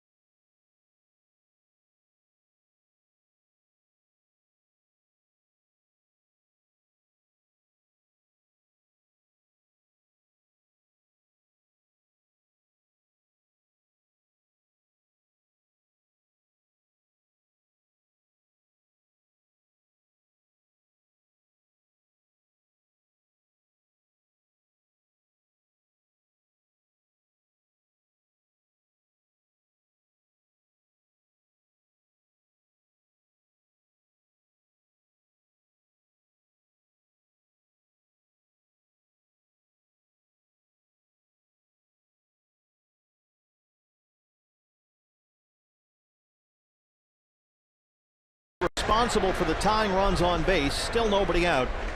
And here's the right-hander Corey Guerin. 2 scoreless innings over 3 appearances so far this year. And Brandon Drury will be the hitter.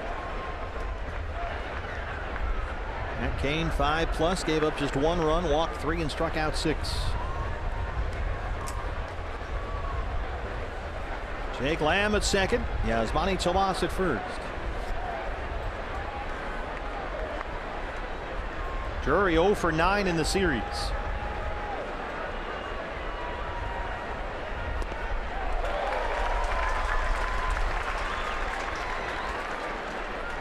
For Corey Guerin, there's a real fine line. You can see a real low 3/4 arm delivery, almost sidearm at times. When he gets down there a little bit too far, everything flattens out for him. That sinking 2-seam fastball tends to flatten out, stay on the same plane. Same thing with his slider. But when he stays in the right slot, that's filthy on a right-handed hitter.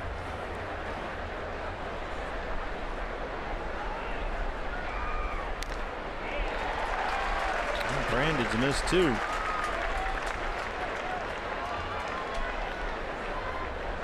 Looks like he's getting a little big up there.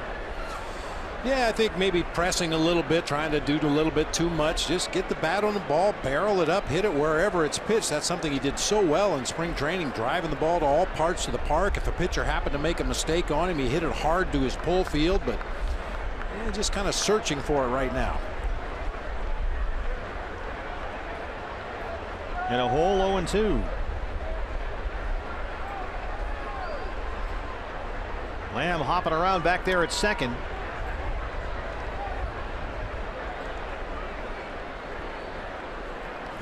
Guerin is a guy they ran wild on last season. Every time they had a base runner on at first or first and second, they were trying to steal bases against Corey Guerin. Well, if you could pull off one of your patented D-backs double steals right here, you'd have the tying runs in scoring position.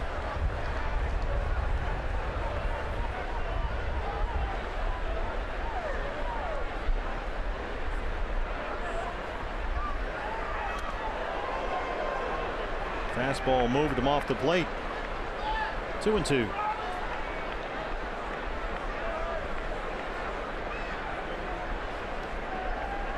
Chris Owings on deck.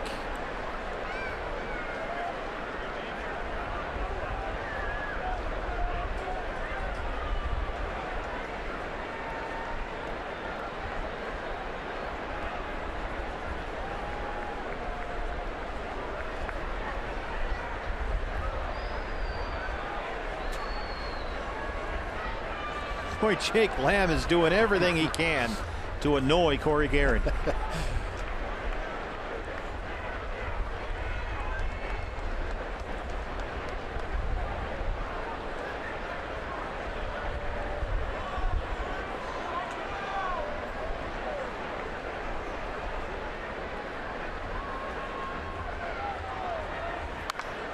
Brandon shoots it down the right field line, but foul.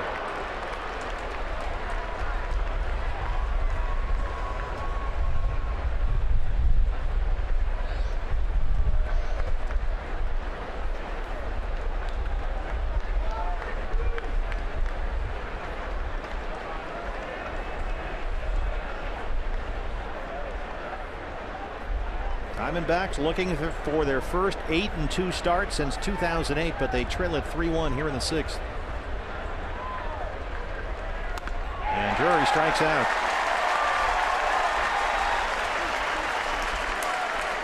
Well, we know Brandon Drury is very effective from the middle of the plate in, but when the ball just continues to run that far inside, I mean, he identified a fastball inner part of the plate. Thought it was a good pitch to hit, and that thing just kept moving farther and farther inside until he swung right over the top of it. Owings has singled and struck out.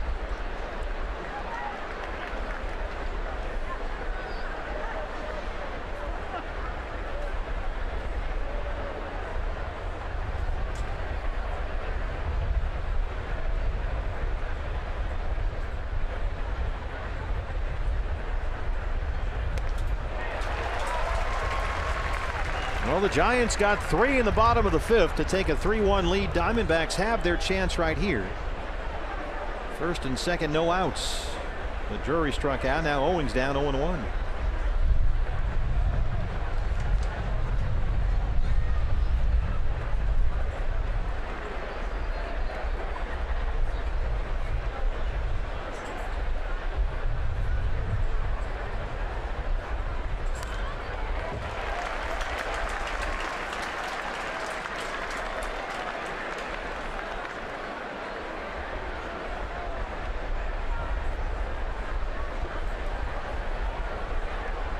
It's cold, windy down there.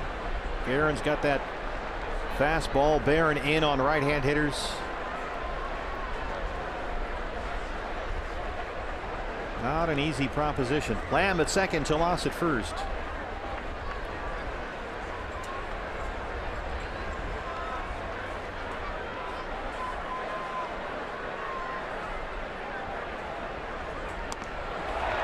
Nope, he went.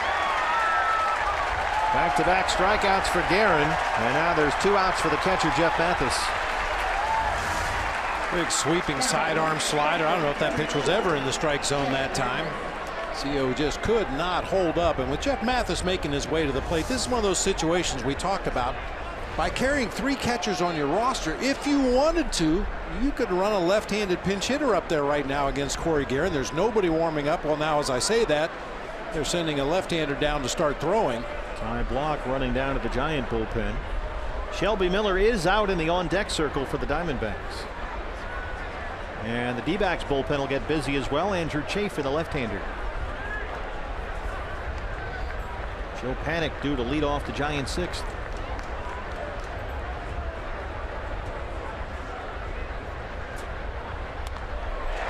Boy, Corey Guerin is as good as we've seen him.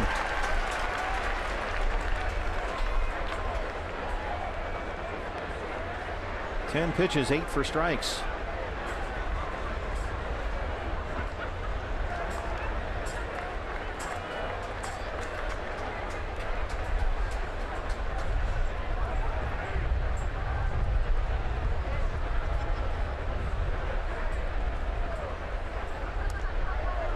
On and one.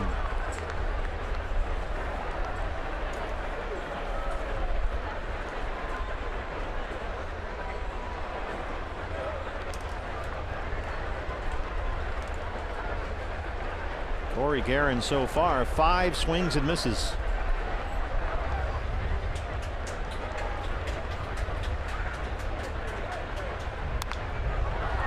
Most of them on that sweeping slider, but a couple on that hard sinker down and into Brandon Drury. Swung right over the top of one for strike 3.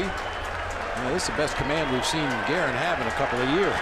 He came on with 2 on and nobody out. Struck out Drury, struck out Owings. And is now ahead of Mathis 1 and 2. Kane responsible for both base runners.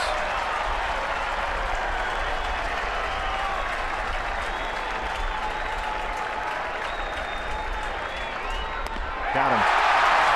Corey Guerin, 3 batters, 3 strikeouts, 3-1 Giants.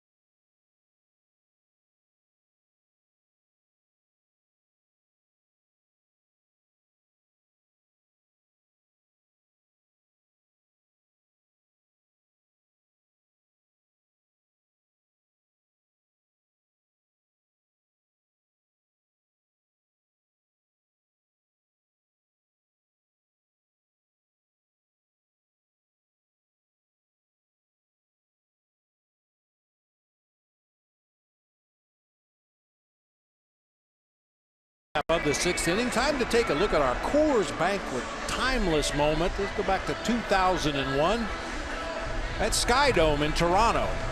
They had some issues with the roof. They were doing a test run to open and close the roof to make sure everything was working properly, and huge chunks of the roof started to fall down into the seats and on the field. Some as big as 8 feet by 6 feet. Left a huge hole in the roof of the Sky Dome, so that game against the Royals had to be canceled. Oh, it's a good thing they tested it. Yeah, heads up. I thought it was going to be UNCB Bucknor again. No. I was kind of looking forward to that. Joe Panic will lead off the 6th. Shelby Miller back out there.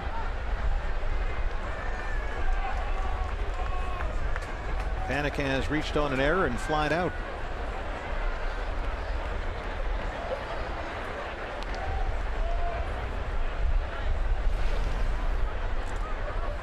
Andrew Chafin is ready in the D-backs bullpen.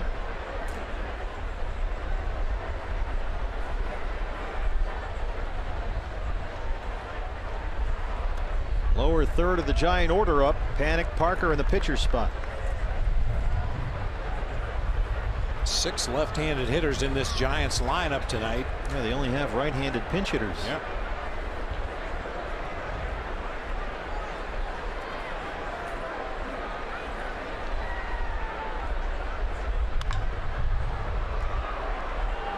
That's why you station a man right there.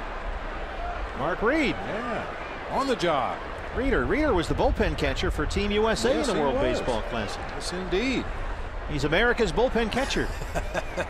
Literally.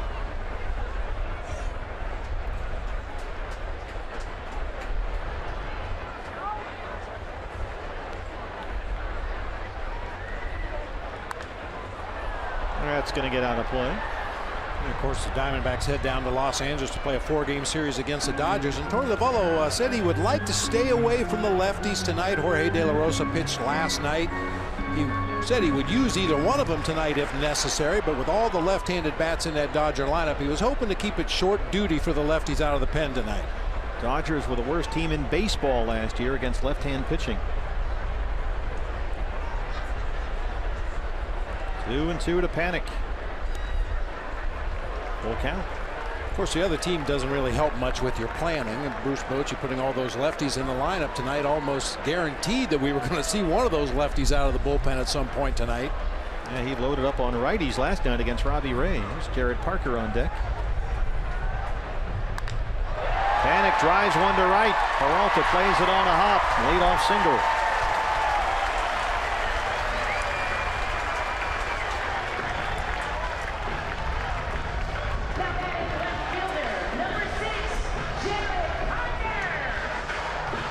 Parker has walked and struck out.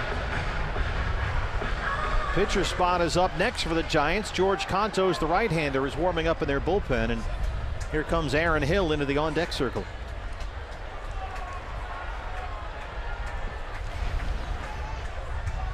Parker 1 for 15 on the year.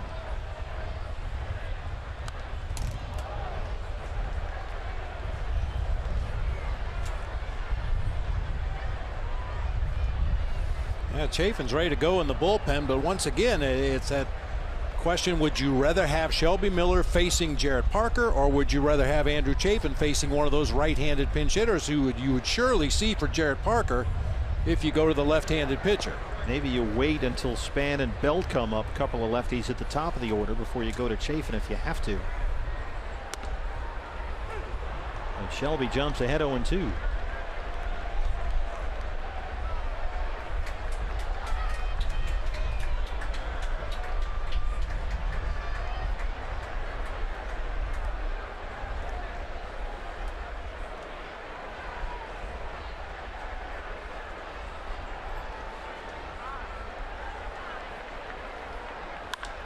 Oh, he rolls it away from the shift.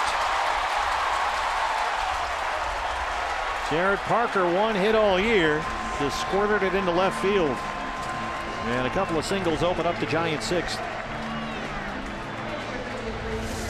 Really makes it look easy. Lets that ball get deep into the hitting zone, keeps his head right down the barrel of the bat, and just slashes it through that left side.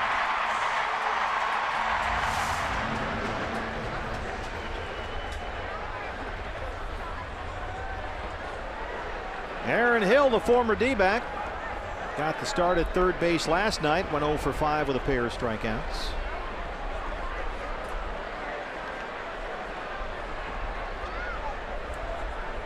Joe Panic at second, Jared Parker at first, nobody out.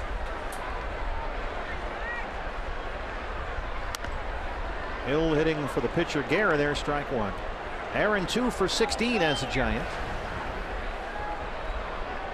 One thing to keep in mind, if you do go to the bullpen, the pitcher spot is due to lead it off in the top half of the seventh for the Diamondbacks. So if you're just going to be short duty with Andrew Chafin, maybe you just bring him in, make it a straight change, and then pick your pinch hitter for that leadoff man. Rather than double switch? Rather than double switch. The double switch is really basically when you want your pitcher to pitch more than one inning. And and you want to avoid his spot in the order, so you bring in a position player along with the pitchers and you flip their spots in the lineup. And keep in mind also, Diamondbacks have a day off tomorrow before they start a 4-game series at Dodger Stadium Friday.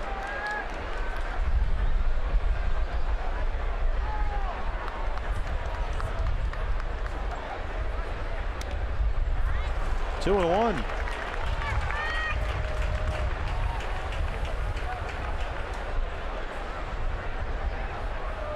Chafin has been ready for a while down there.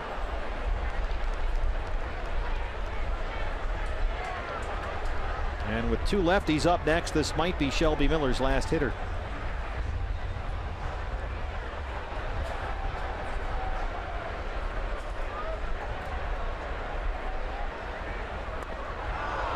Two and two.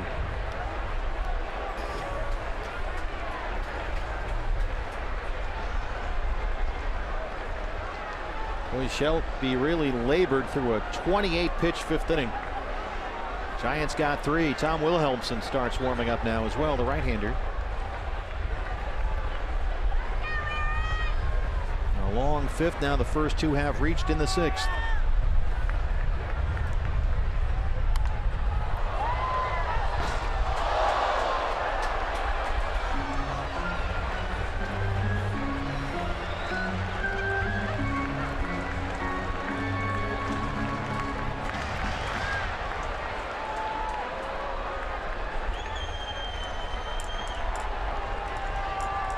.99 pitches, 60 strikes. Here comes number 100.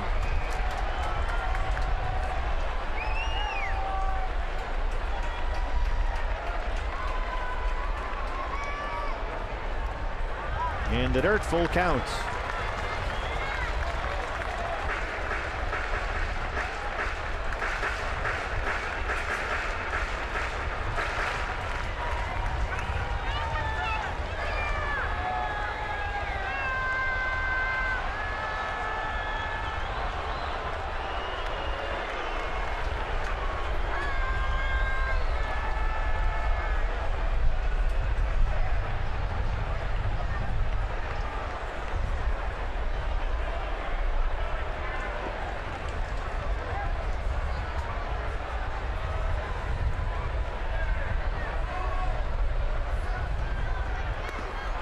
Struck him out.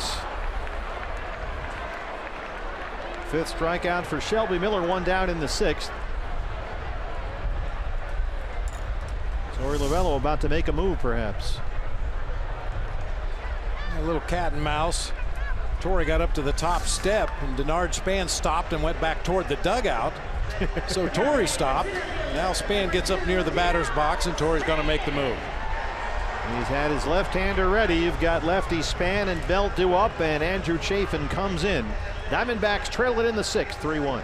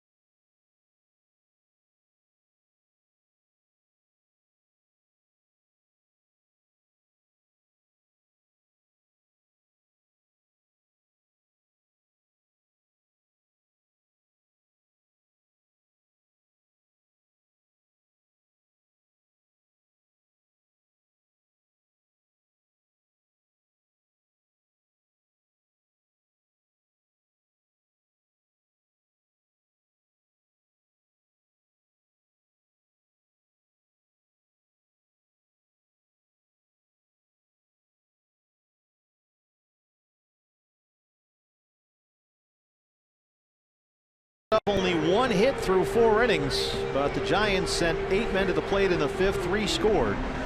And he's responsible for 2 base runners out there in the 6th inning as Andrew Chafin comes on. Now it's time for the Unlimited Baseball break presented by T-Mobile. Yoenis Cespedes, 3 home runs for the Mets yesterday at Citizens Bank Park. Fill thine horn with oil and go. Daniel Murphy hitting almost 500 to start the year. And what's the deal with the Blue Jays? They're the worst team in the American League. It's the exchange rate. I see what you did. Yeah, Cespedes with a 3-homer game and banged a double off the center field wall in his last at bat. Golf enthusiast, Yoenis Cespedes. Here's Andrew Chafin. We saw Chafin come on in the 8th inning Monday afternoon. He faced 3 batters, struck 2 of them out, and was very effective. It's our Ashline call to the bullpen. His 6th appearance this year. 6 appearances in 10 games for Chafin. Joe Panik at second, Jared Parker at first, 1 out, and the batter is Denard Span. He has 2 of the Giants' 7 hits, a single and a double.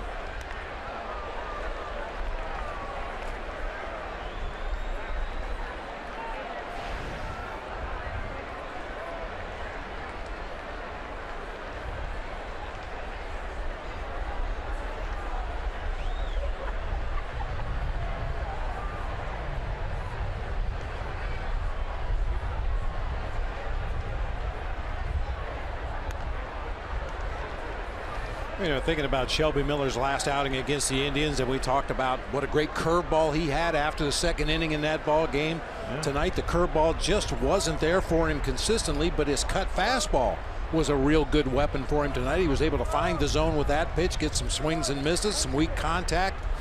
There will be a game where Shelby Miller puts it all together. Oh, yeah. And look out.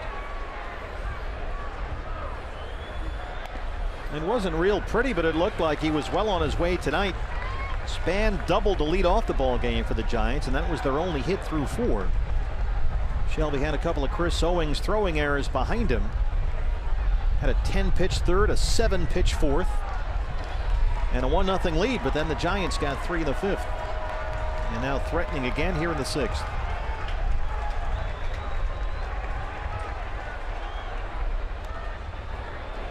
That just missed, and it's 3-1.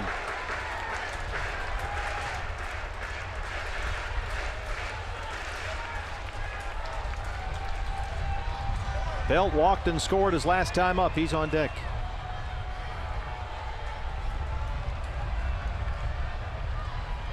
The right-hander Wilhelmsen still warming up in the D-backs bullpen. George Contos will pitch the 7th for the Giants.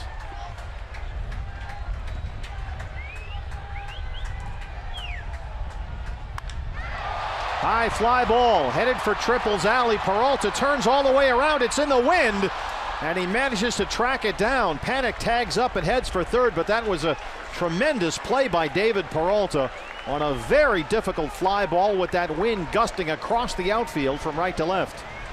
Yeah, nice recovery there. David turned the wrong way initially given that wind, but able to make a recovery, turned his back completely to home plate, and then sprinted to the spot out there in the gap in right center. Boy, that was a lot harder, I bet, than it looked.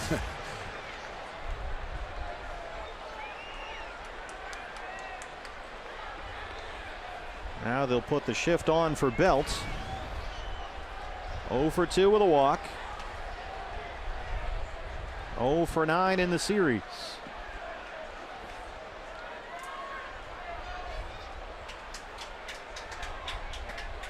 Panik at 3rd, Parker at 1st, 2 outs.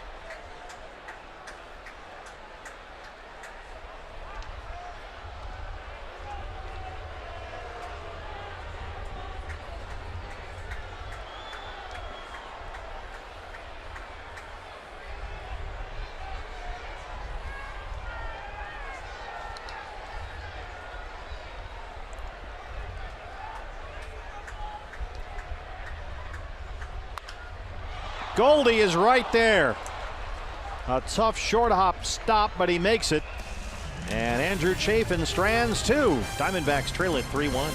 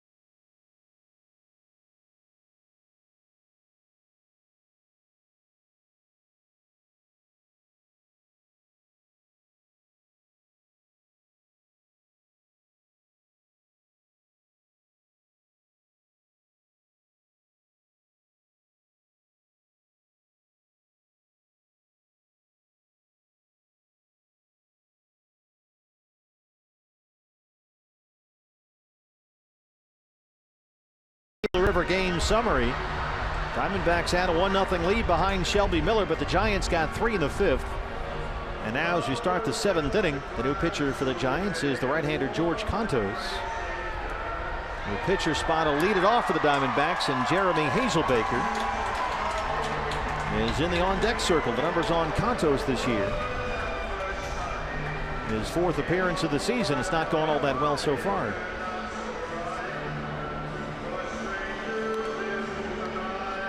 Whole big blotch of green stuff is coming across right at us on the old Doppler radar. So we'll keep our fingers crossed. Well, the Schulte radar said there was no rain at all. Somebody missed something. So here's Hazelbaker, 9 plate appearances to start the year, and he's reached base safely 8 times. 6 hits and 2 walks.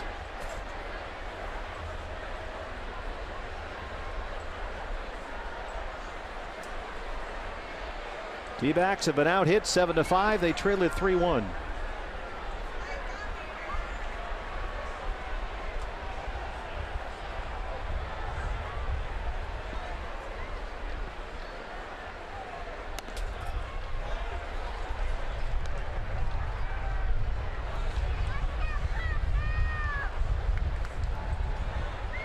Thing about the governor is he doesn't have weather people. He just looks up and reads the sky. Senses the rhythms of the universe. He's got Mother Nature's cell number on speed dial. Just kind of licks his finger and steps it up in the air and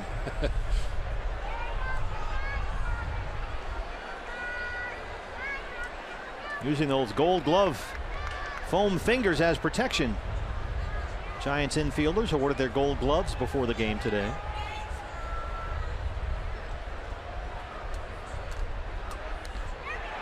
Hazelbaker strikes out to open up the 7th inning. That's 4 consecutive strikeouts by Diamondback hitters. A.J. Pollock has scored the D-backs' only run. It's our Chaz Roberts air conditioning cool play of the game. A leadoff triple off Matt Cain. And he later scored on a David Peralta sacrifice fly. He hit it in Triple's alley. That's what you're supposed to do when you hit it out there near that 421 mark in right center. AJ ends up at third base. Came around to score on David Peralta's fly ball to center field. The next batter. 1 for 3 with that triple.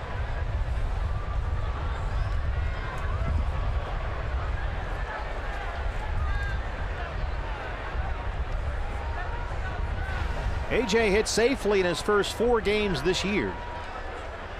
But since then he is 2 for 21.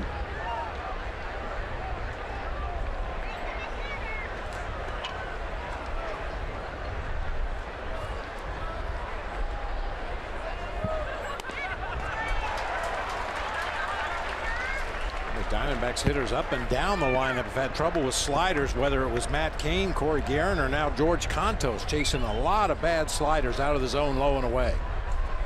Cain struck out 6. Guerin struck out all 3 he faced, and Contos struck out his first batter.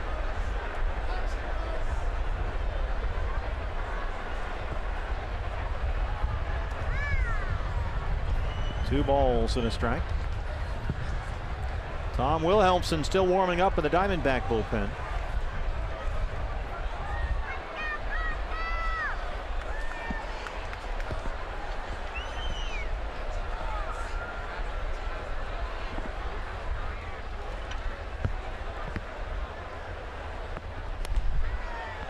Checked his swing, and it's 3 balls and a strike.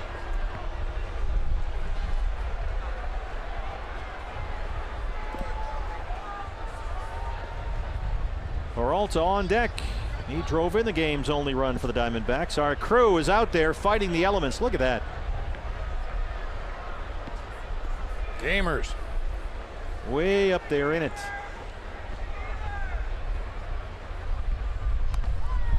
Full count 3-2. Right there on the corner of the upper deck down the right field line. That's where that wind just howls around the corner right there. Plus, as Fernando Rodney pointed out last night, you've got all the Eagles out there. Got to dodge those Eagles. Fernando got his 3rd save of the year in the ball game last night. Full count 3-2. And AJ shoots one out to center, but Span is there. 2 outs for Peralta.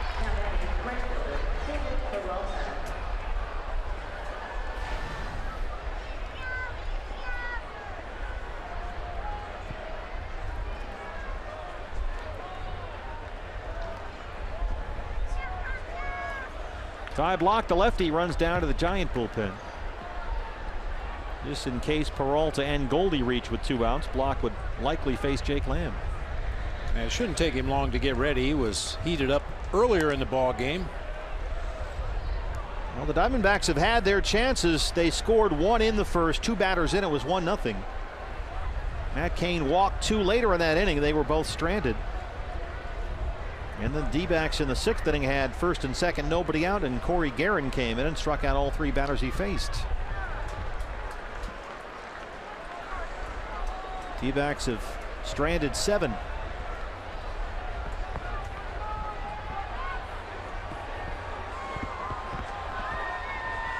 Once again, that big wave of water is blowing across with the wind, right to left. A 1-1 to Peralta. No, he didn't, Mark Carlson. 2 balls and a strike.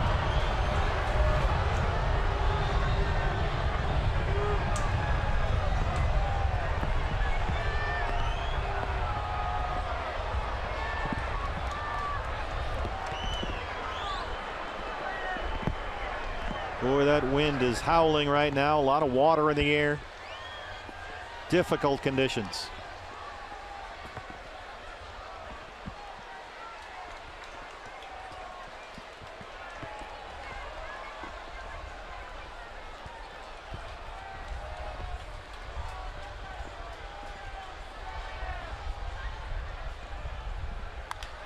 Peralta hits it right at Fielden Culbreth, the second base umpire.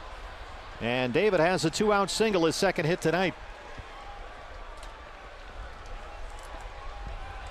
Cubby had to scoot out of the way there. Yeah, David was thinking 2 out of the batter's box. Denard Span was shading over into the gap in left center. Hunter Pence was positioned in that triples alley out there in right center field.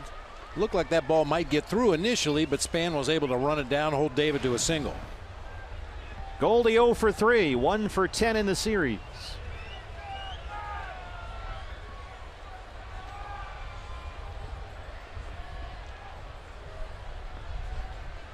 Jake Lamb on deck. The left-hander Ty Block still warming up for the Giants.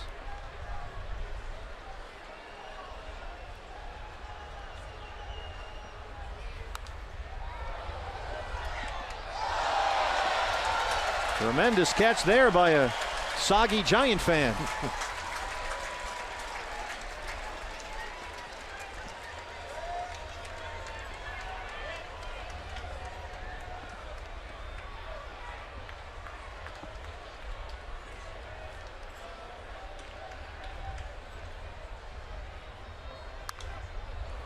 Oh, and 2.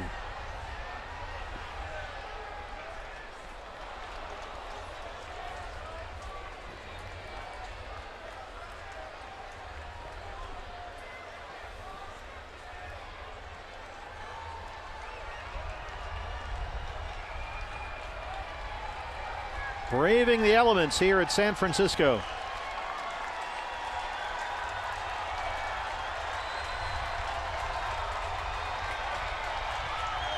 Peralta takes off. Nick Hundley couldn't find it.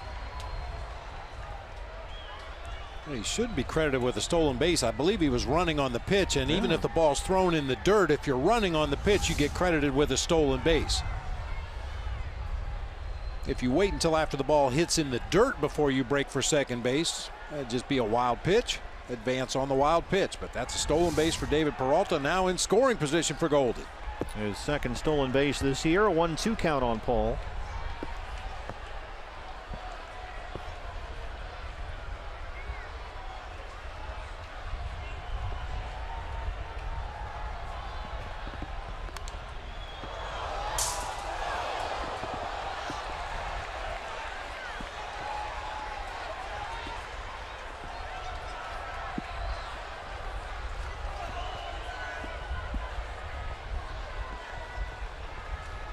How do you keep all your stuff dry if you're trying to hit in these conditions?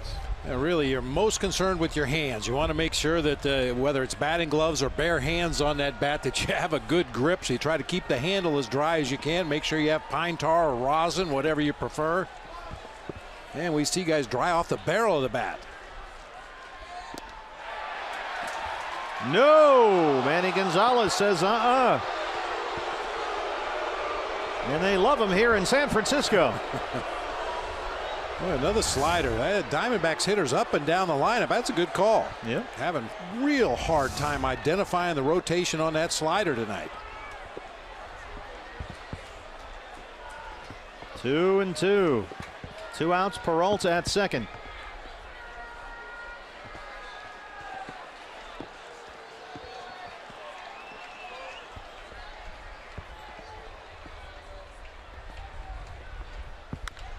A tapper. What a play by Contos to reach up and grab that one. And he strands Peralta at second base. We stretch in San Francisco. It's 3-1 Giants.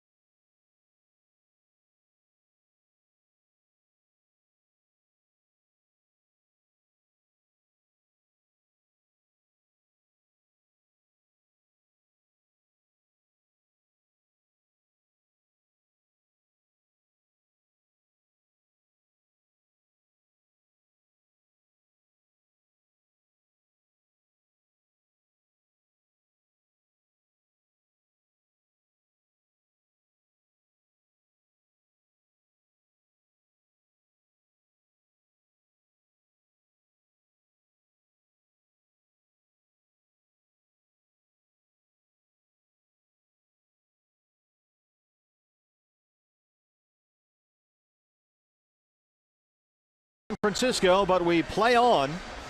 The Diamondbacks trail the Giants 3-1 as we start the bottom of the 7th inning. CenturyLink brings us what's next. A day off tomorrow, and then a 4-game Friday through Monday series at Dodger Stadium with a huge game Friday on Fox Sports Arizona. Zach Greinke and Clayton Kershaw. A couple of mystery starters, the final 2 games of that series for the Dodgers. First ever meeting between the former rotation buddies, Zach Greinke and Clayton Kershaw. Patrick Corbin, Taijuan Walker, Robbie Ray for the D-backs in the rest of that series. Then it's off to San Diego. The bartender, Tom Wilhelmsen, is out to start the bottom of the 7th. Our Ashline call to the bullpen. And he's been a great addition to this D-backs relief corps. Hunter Pence leads off the Giants 7th.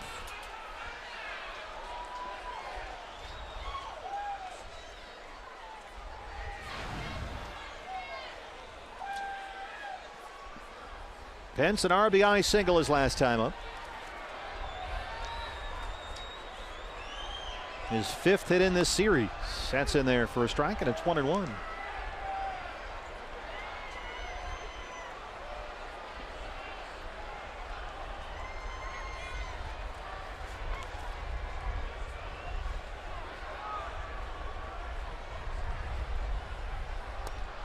But if you watch Hunter Pence's hands, I noticed this during batting practice the other day. He and Goldie are actually very similar because Goldie's first move is straight down with his hands, kind of loads up.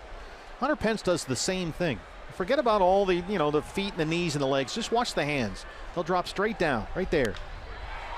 Gets himself in a nice, easy hitting position, but knocks it to Drury for the first out.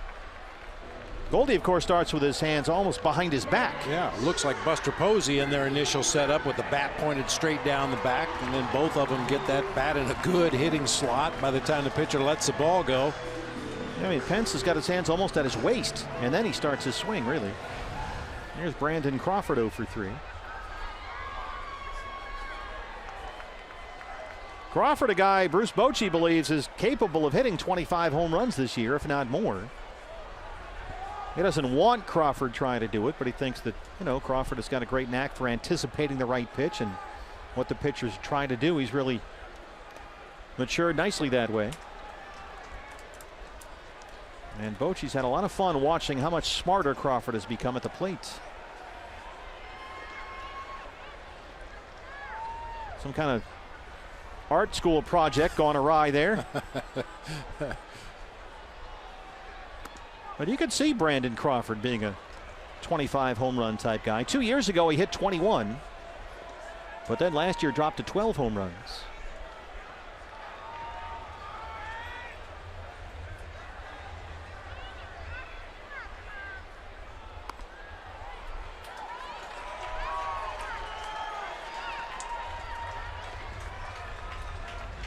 I mean, this is a guy who was once considered an offensive liability, and tonight he's batting cleanup. With Connor Gillespie due up next. 3-0 is in there. It's been kind of a quiet series for Brandon Crawford, which is always a good thing when you play the Giants. He did double and score and also had a sac fly in game 1 of this series. As you mentioned earlier, he struck out to end the ball game against Fernando Rodney last night. And a couple of punch outs and a ground ball to Goldie so far tonight. Yeah, the strikeout last night snapped his 8-game hit streak to start the year, but he works a 1-out walk here in the 7th. Connor Gillespie, an RBI single in his last at bat.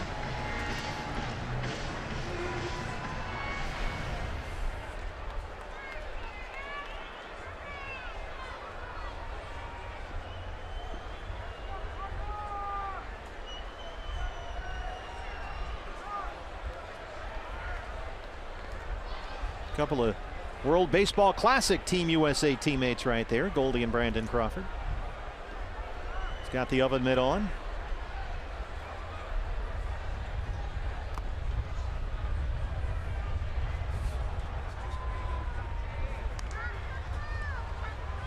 Chris Owings, the shortstop, will play on the first base side of second. Brandon Drury near the right field line. Jake Lamb all by himself midway between second and third.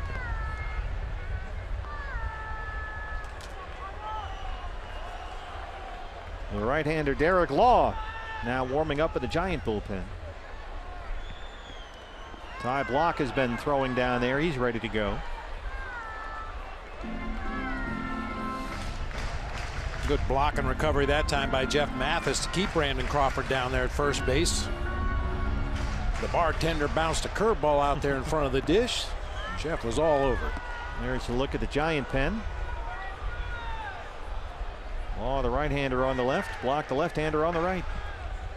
And they do that for a reason. I'm sure a lot of fans are wondering, well, why is it always that way? Well, you can imagine if it was the other way around, the left-hander on the mound closest to the stands and the right-hander closest to the field, they would be throwing almost out of the same slot by the time you figure where their release point is and their arm angle. This way it makes it a little easier on the bullpen catchers. It's a tough enough job. Wilhelmsen, 11 pitches so far, only 3 for strikes. That one's in there, and it's 2-1.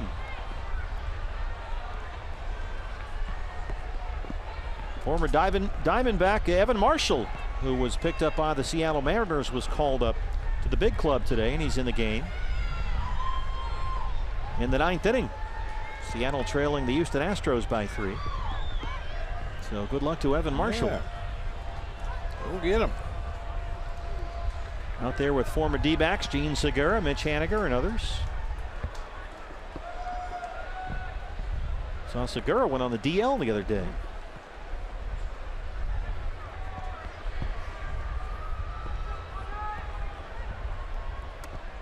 I haven't been checking the Mariners box score on a regular basis, but it seems like Mitch Haniger's getting a lot of playing time. Yeah, liked him in that trade. They said he's going to be our right fielder.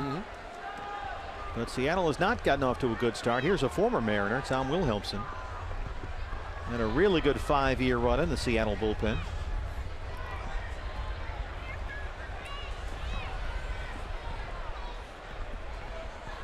Two and two.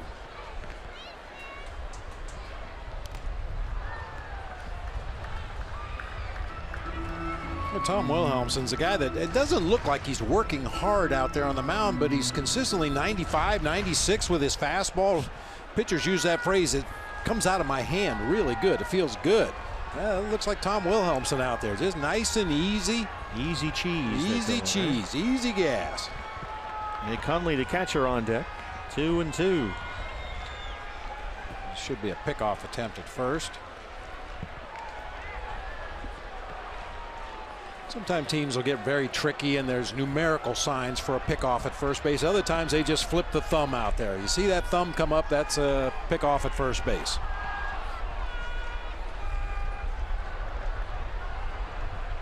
Mathis, a long look into the dugout.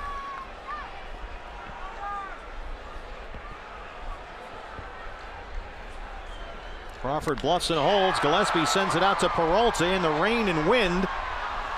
And he's got that one in front of Triple's alley. Boy, David's almost had to be like a hockey goalie out there. You have to battle your own instincts. I mean, you see the ball off the bat, you think you're in a good position, but in the back of your mind, you have to remember that wind is howling from right to left. So even though your eyes would tell you to hold your ground and stay where you're at, your experience out there tells you I need to drift over into the gap a little bit and play the wind. Very difficult right field as it is in this ballpark, but the conditions are certainly less than ideal. Nick Hundley, the catcher, 0 for 3.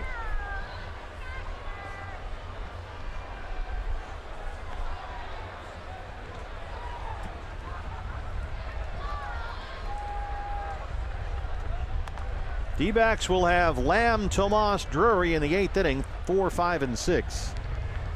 Ty Blach, the left-hander, is ready in that Giant bullpen. He's still warming up down there. So I wouldn't be surprised to see Blach come in to face Lamb to lead off the inning.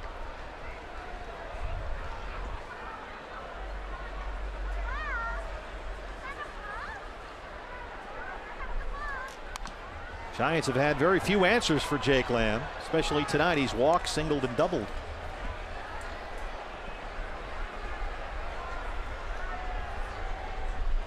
And the right-hander Derek Law continues throwing as well, with some right-handers behind Lamb and Tomas, Drury, Owings, Mathis.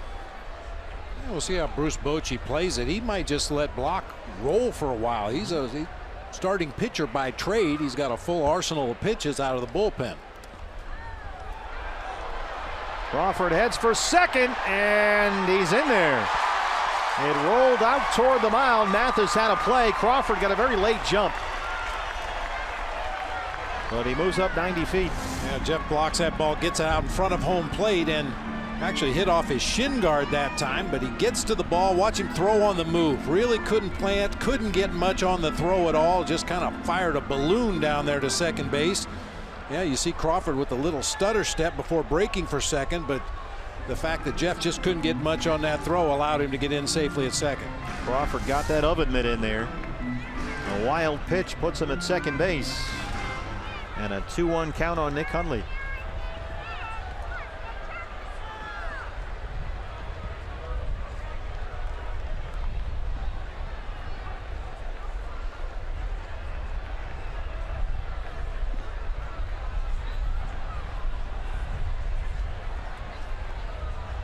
Hundley had a big night here last night, 3 hits, including 2 doubles.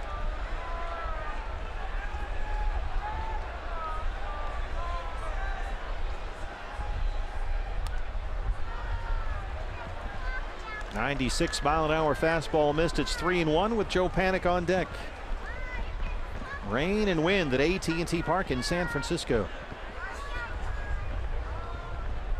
We fly to Los Angeles after this ball game. Day off tomorrow, then 4 against the Dodgers starting Friday with Greinke versus Kershaw.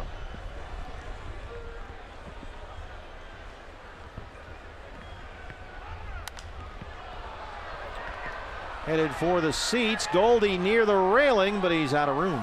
Good idea to stay on that one. It looked like it was clearly going to go up in the stands, but because of the direction of the wind, we've seen it happen at Wrigley Field all the time where a pop foul looks like it's 10 or 15 or 20 rows up into the bleachers, but that howling wind off of Lake Michigan pushes it back into the field of play. So Goldie was not going to give up on that one. He thought maybe it would boomerang back toward the infield. 2 outs, 3 balls, 2 strikes.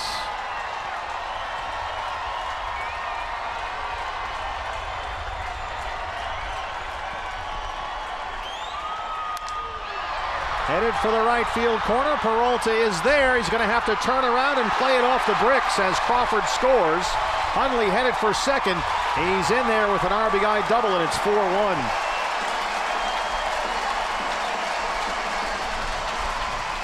That one cut through the wind and the rain.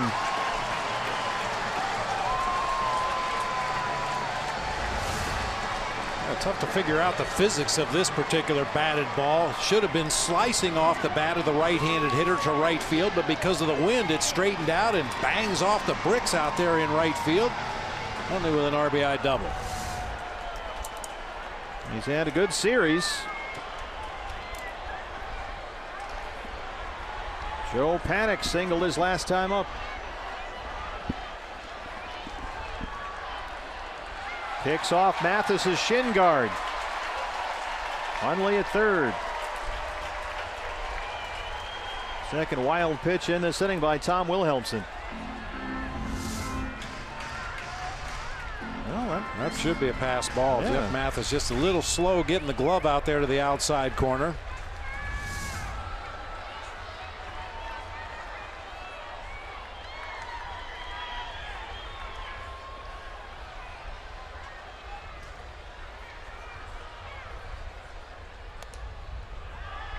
No one warming up in the D-backs bullpen with Wilhelmsen over 20 pitches in the inning. It is indeed a pass ball. Charge to Jeff Mathis. Mike Butcher with a quick visit.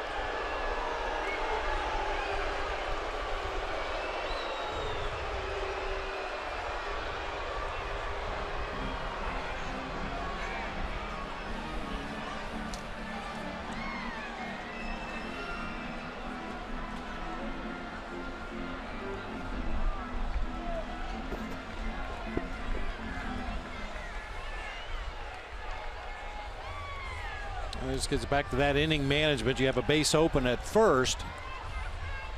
Joe Panik's been swinging the bat really good tonight. Hit a ball hard to right field that was caught. Also had a base hit back in that 6th inning. Even though Jarrett Parker got a base hit to the opposite field, I think I'd much prefer to face Parker than Panik with a runner at third base and 2 outs. Oh, yeah.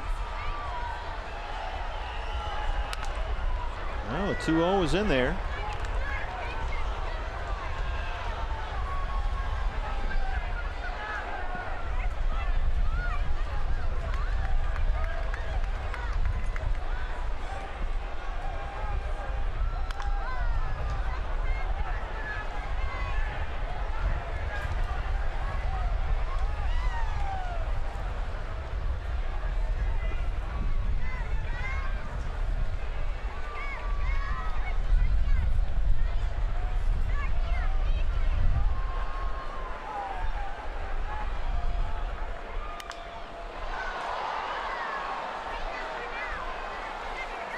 It's a real nice piece of defensive hitting right there by Joe Panik. That breaking ball looked like it was going to nip the outside corner, so at the last instant he just kind of flicked the bat out there, fouled it off to the third base side.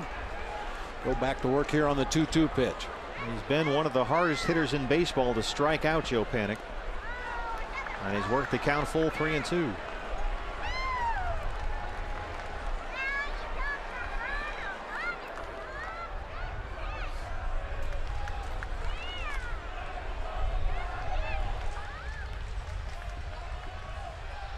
Archie Bradley heads down to the Diamondback bullpen.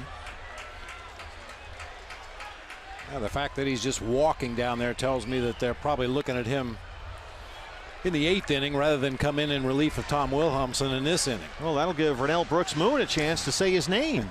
The PA announcer here at AT&T Park. We got Vernell and Archie together the other day in the Diamondback dugout. Archie's a big fan. One more time on 3-2. Ball 4. Archie did throw an abbreviated side session before batting practice today. Just trying to stay sharp just in case he was not needed in the ball game here tonight with an off day tomorrow. Wanted to get some throwing in early before the ball game today and may still end up getting in this game tonight. Jarrett Parker now has walked, struck out, singled.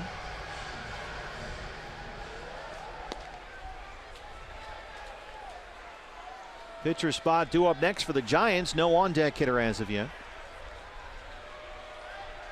Boy, Block and Law have been down there ready in the Giant bullpen for about 20 minutes now. Fastball's in there, strike one. Don't you have to have someone in the on-deck circle? Yeah, that's a rule, isn't technically, it? you're supposed to have a guy in the on-deck circle. Now somebody makes their way out. Chris Marrero.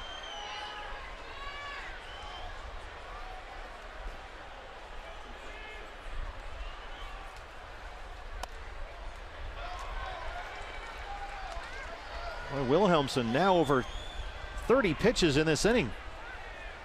It's been a long 7th. And he's walked 2, giving up Hundley's double.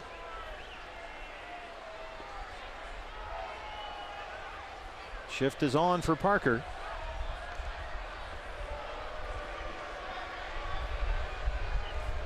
Rain has let up a little bit. Now more misting than raining, it looks like. And that's brought some of the Seagulls back into play.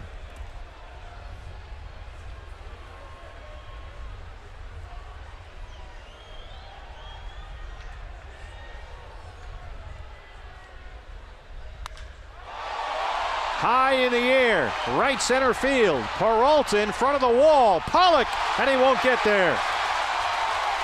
Hundley scores. Panic is home, and they'll stop Parker at third.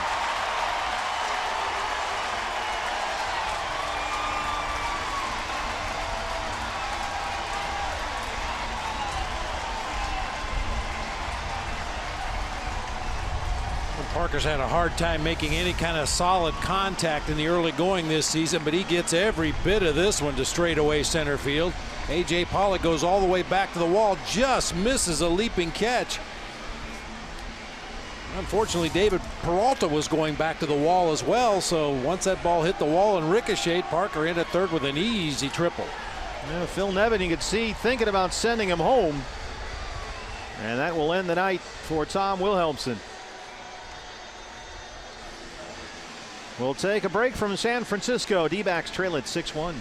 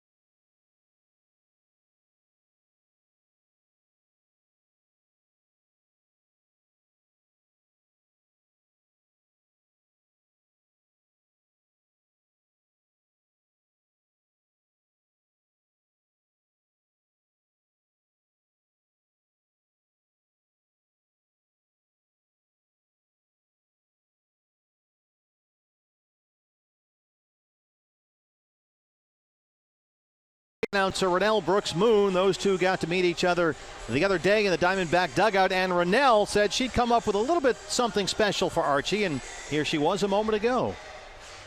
Your attention, please. Now pitching for Arizona and batting ninth, number 25, Archie Bradley. She liked that one. Of course, she can't go too crazy. He's a visiting player here in the ballpark, but she said, I'll come up with something and only you will know. Marrero will hit for the pitcher.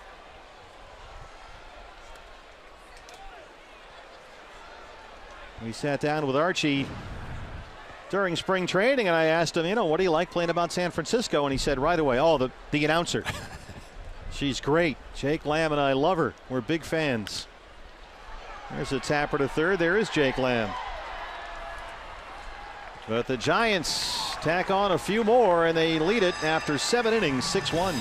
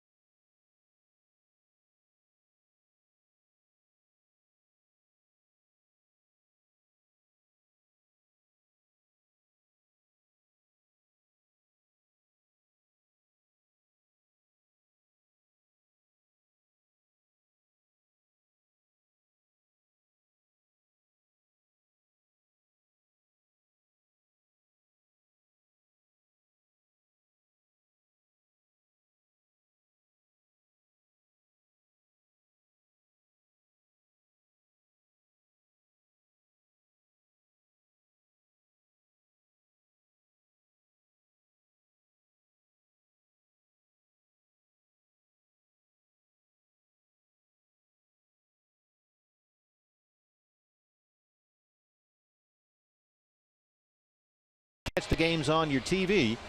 You can stream them live on your mobile device with Fox Sports Go, presented by your Valley Honda dealers. Download the app and take Fox Sports Arizona and your Arizona Diamondbacks with you wherever you go. Well, Ty Block threw a complete game down there in the Giant bullpen, getting ready to face the lefty Jake Lamb, but now with a 6-1 lead, Bruce Bochy decides, let's just throw the right-hander out there. So here's Derek Law. Lamb, Tomas, Drury 4, 5, and 6 in the Arizona 8th. Rain has all but stopped here. Still very windy and cool. A good night for Jake. He has walked, singled, and doubled. He's 2 for 2. So he's now hit safely in 9 straight games.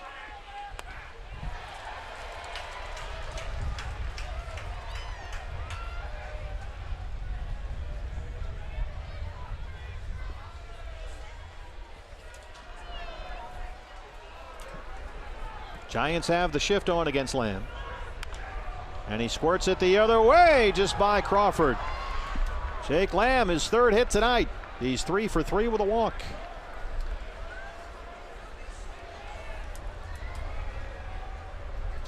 Well, the Giants must feel like they just can't get him out. I think Jake Lamb feels that way. Well, last night Jake walked twice, had that 3-run triple, singled in the 9th inning. Had a base hit in Monday's ball game. Brings up Yasmani Tomas, who has walked twice tonight. The picture of patience. He's 0 for 1. Yasmani with a 5-game hitting streak on the line. 5th career multi-walk game for Yasmani Tomas. And he's able to check his swing at that fastball. A check with Manny Gonzalez at first. Yasmani 10 for his last 22 up there, including 6 extra base hits.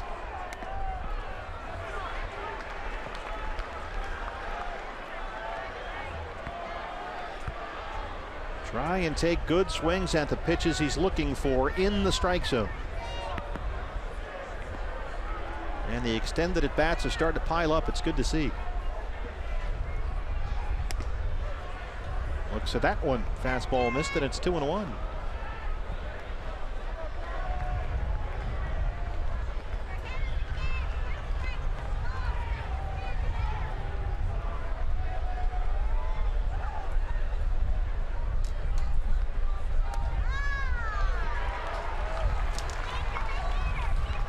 Yasmani tonight is 4th at bat, and he's seen 18 pitches.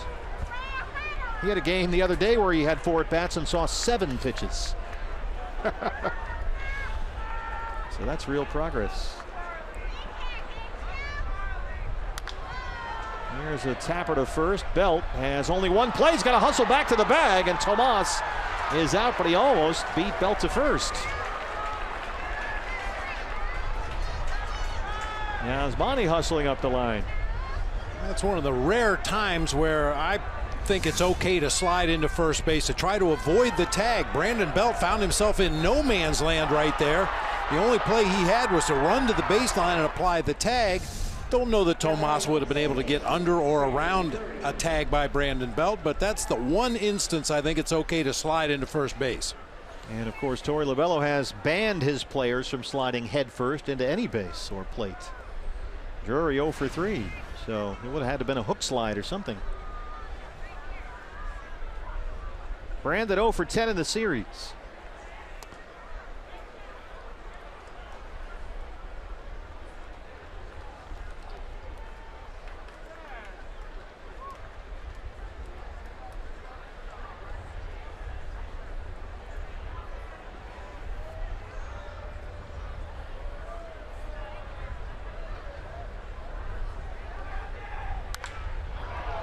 Base knock. Tony Perez-Chica waving Jake Lamb home. Here's the throw, and he sneaks in there. 6-2 ball game. An aggressive send there, down 5 runs by Tony Perez-Chica. Diamondbacks within 4. Yeah, I think the determining factor there was Hunter Pence kind of got handcuffed by that ball out in right field. As that steady mist continues to fall, that ball kind of got on him quicker than he was expecting. And I think that was Tony Perez-Chica's cue to go ahead and send Jake Lamb. He just does get around that tag at the plate.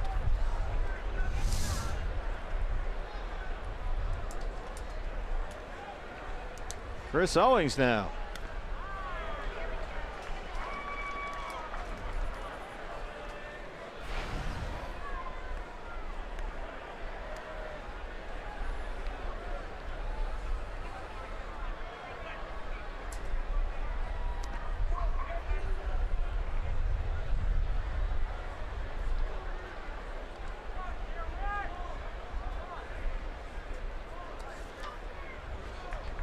Chris now with a 5-game hitting streak. He singled in the second tonight.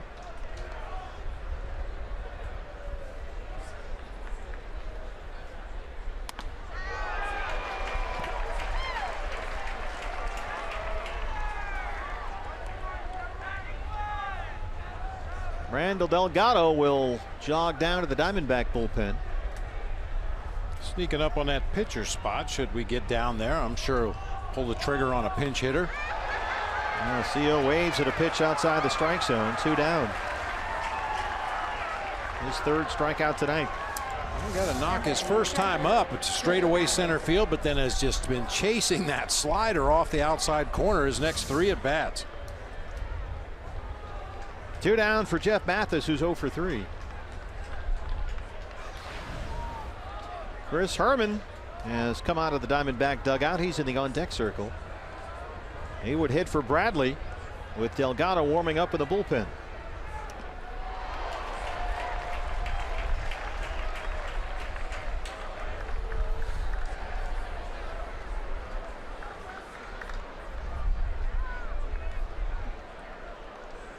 The Herminator.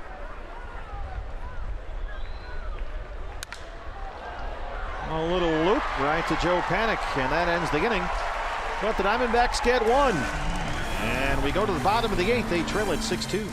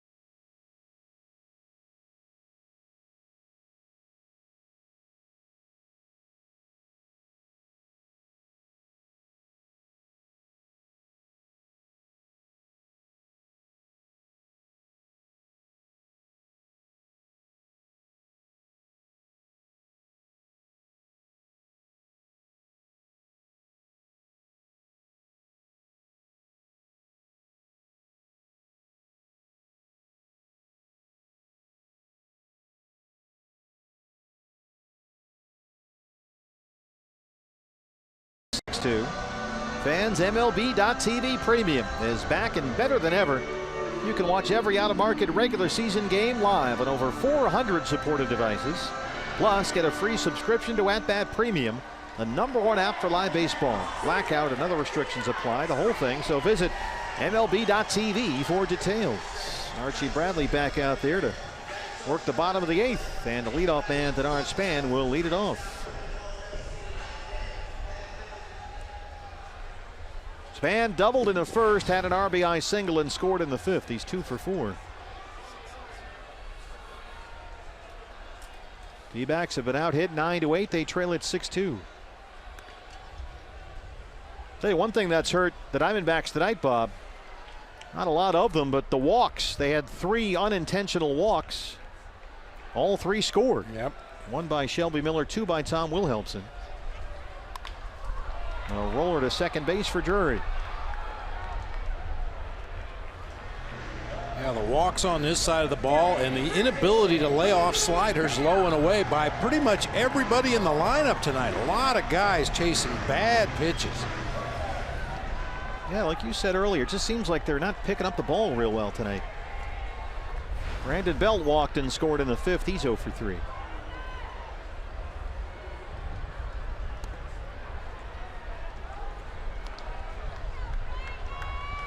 Rain has stopped. Hunter Strickland warming up in the Giant bullpen. He pitched the 9th inning last night for San Francisco.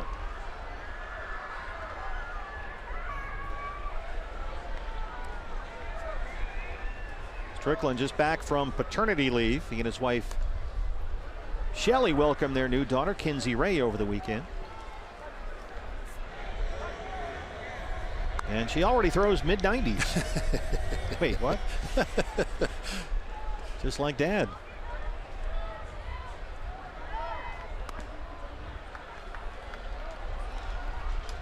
Three and 1. Archie Bradley in this weather conditions looks like the ancient mariner out there. Well, Brandon Belt walks for the 2nd time tonight.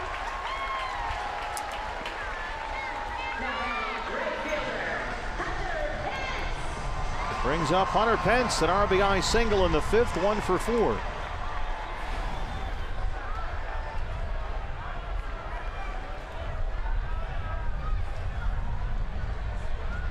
D-backs in the 9th will have the pitcher spot lead it off, and then Pollock and Peralta 9, 1 and 2.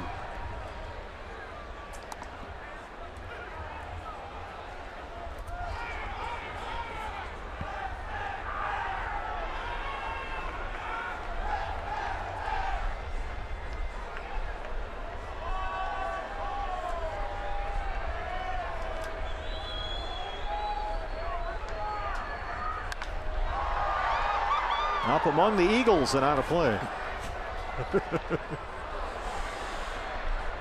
Funny to hear Fernando Rodney interviewed by Jody after the ball game last night, getting his 3rd save, talking about, yeah, it was tough, you know, with the wind and the rain and the Eagles. They're starting to gather. Now this is just a skeleton crew of Seagulls tonight. Yeah, just a small recon unit. Yeah, advanced scouts.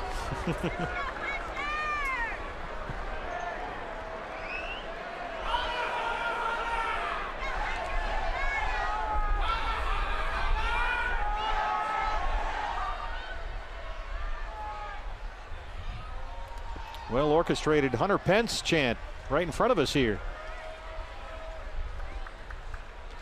This guy in the lumberjack shirt, yeah, leading things off. Orange and black plaid flannel lumberjack shirt on. There he is. Of course, now he's not going to do it.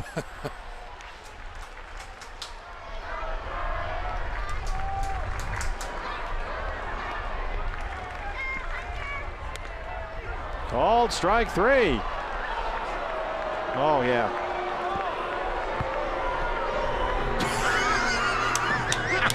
Get him! Get him! Go get him, buddy!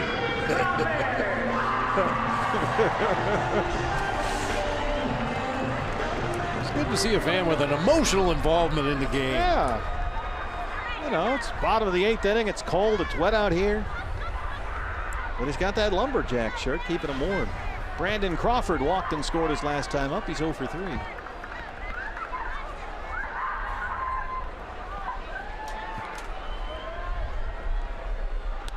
Now, we started off by showing you yelling at CB Bucknor. Now we've got this guy in front of us.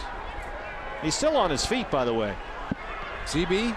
Well, he is too, but no, this guy who's a lumberjack, and that's okay.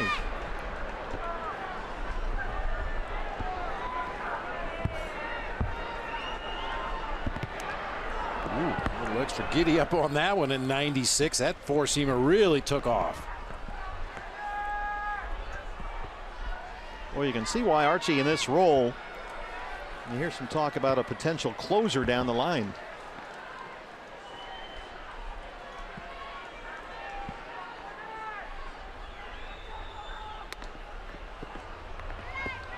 Two balls and a strike. Well, he's got the Brian Wilson beard going. Oh, don't start that.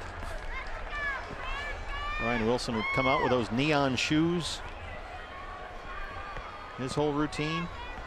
He insisted he did not color that beard. That was natural. Well, I think he used shoe polish on it myself. Archie's fallen behind 3-1.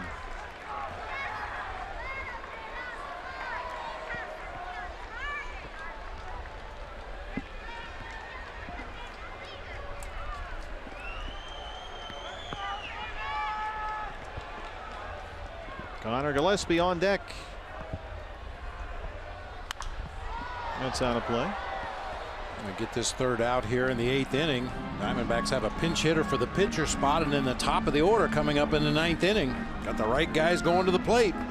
Strickland is ready in the Giant bullpen. Looks like he'll get the 9th.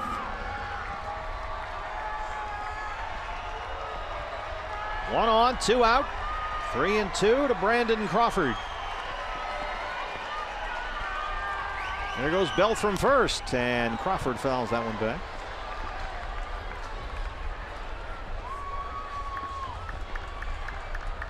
Our guy is still standing watch right in front of our booth.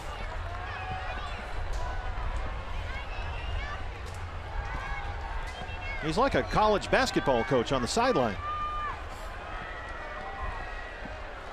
Well, he stood up a little bit too long. All the seats are wet now, so he's not going to sit back down. He's trying to get Kruko's attention. Archie gets the strikeout. 9th inning coming up.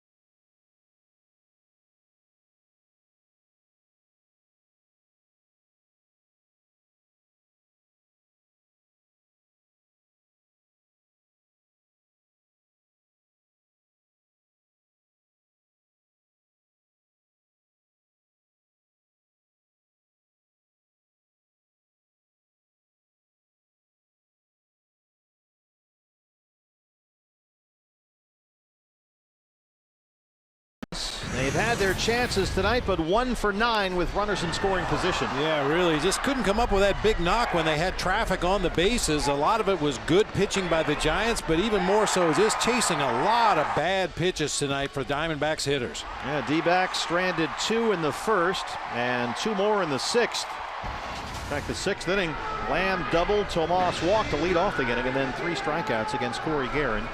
And here's the right-hander Hunter Strickland on to close out the ninth. Chris Herman, the Herminator, is in there to hit for Archie Bradley. So it's Herman, Pollock, Peralta, 9, 1, and 2 in the D-backs' ninth inning. It'd be nice to get that leadoff man on base right here and see how quickly Bruce Bochy gets Mark Melanson up in the bullpen. Herman 3 for 9 at the plate this year, a pair of RBIs. In fact, he's one step ahead of you. He doesn't trust anybody. He's not even going to wait until there's a base runner. Melanson running out there right now. Chris flied out as a pinch hitter in Monday's game here.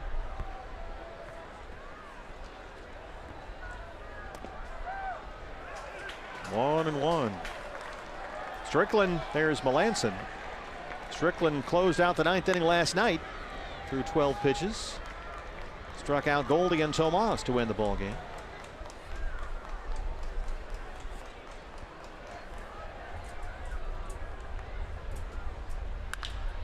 Hard to second. Joe Panik, a Gold Glover, is right there. 1 out. Hit it well, just hit it to the wrong guy. Son, ain't no way to make Ain't no way to make a living in the big leagues.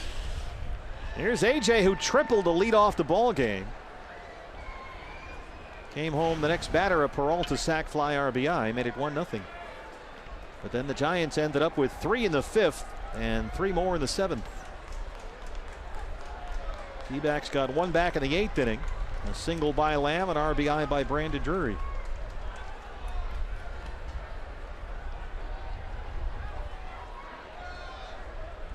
Diamondback Live postgame show follows our ball game. You'll hear from Torey Lovullo. Jody Jackson will have reaction from inside the clubhouse. We fly to Los Angeles after this ball game. Day off tomorrow. First of 4 against the Dodgers Friday night.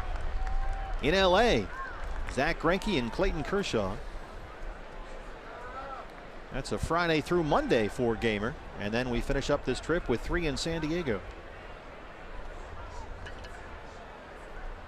Well, the Padres won at Coors Field over the Rockies again today. 0-2.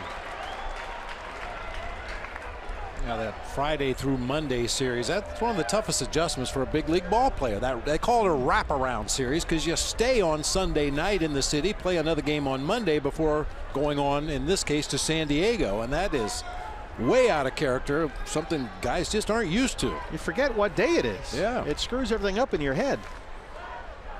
Well, for some of us, I mean, you know. 1-2.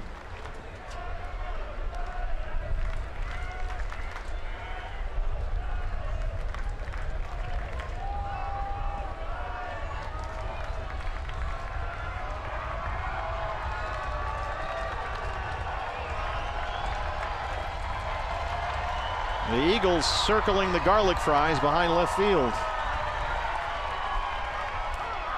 And AJ swings through that one. Hundley chases it and throws it out.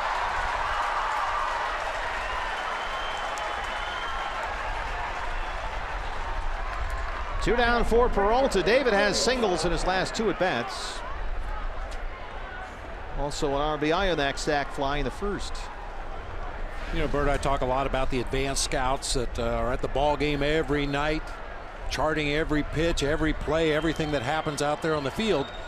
Given the fact that the Diamondbacks have been chasing a lot of bad sliders tonight, don't be surprised in the LA series and the San Diego series to see the opposing pitchers throw a lot of sliders.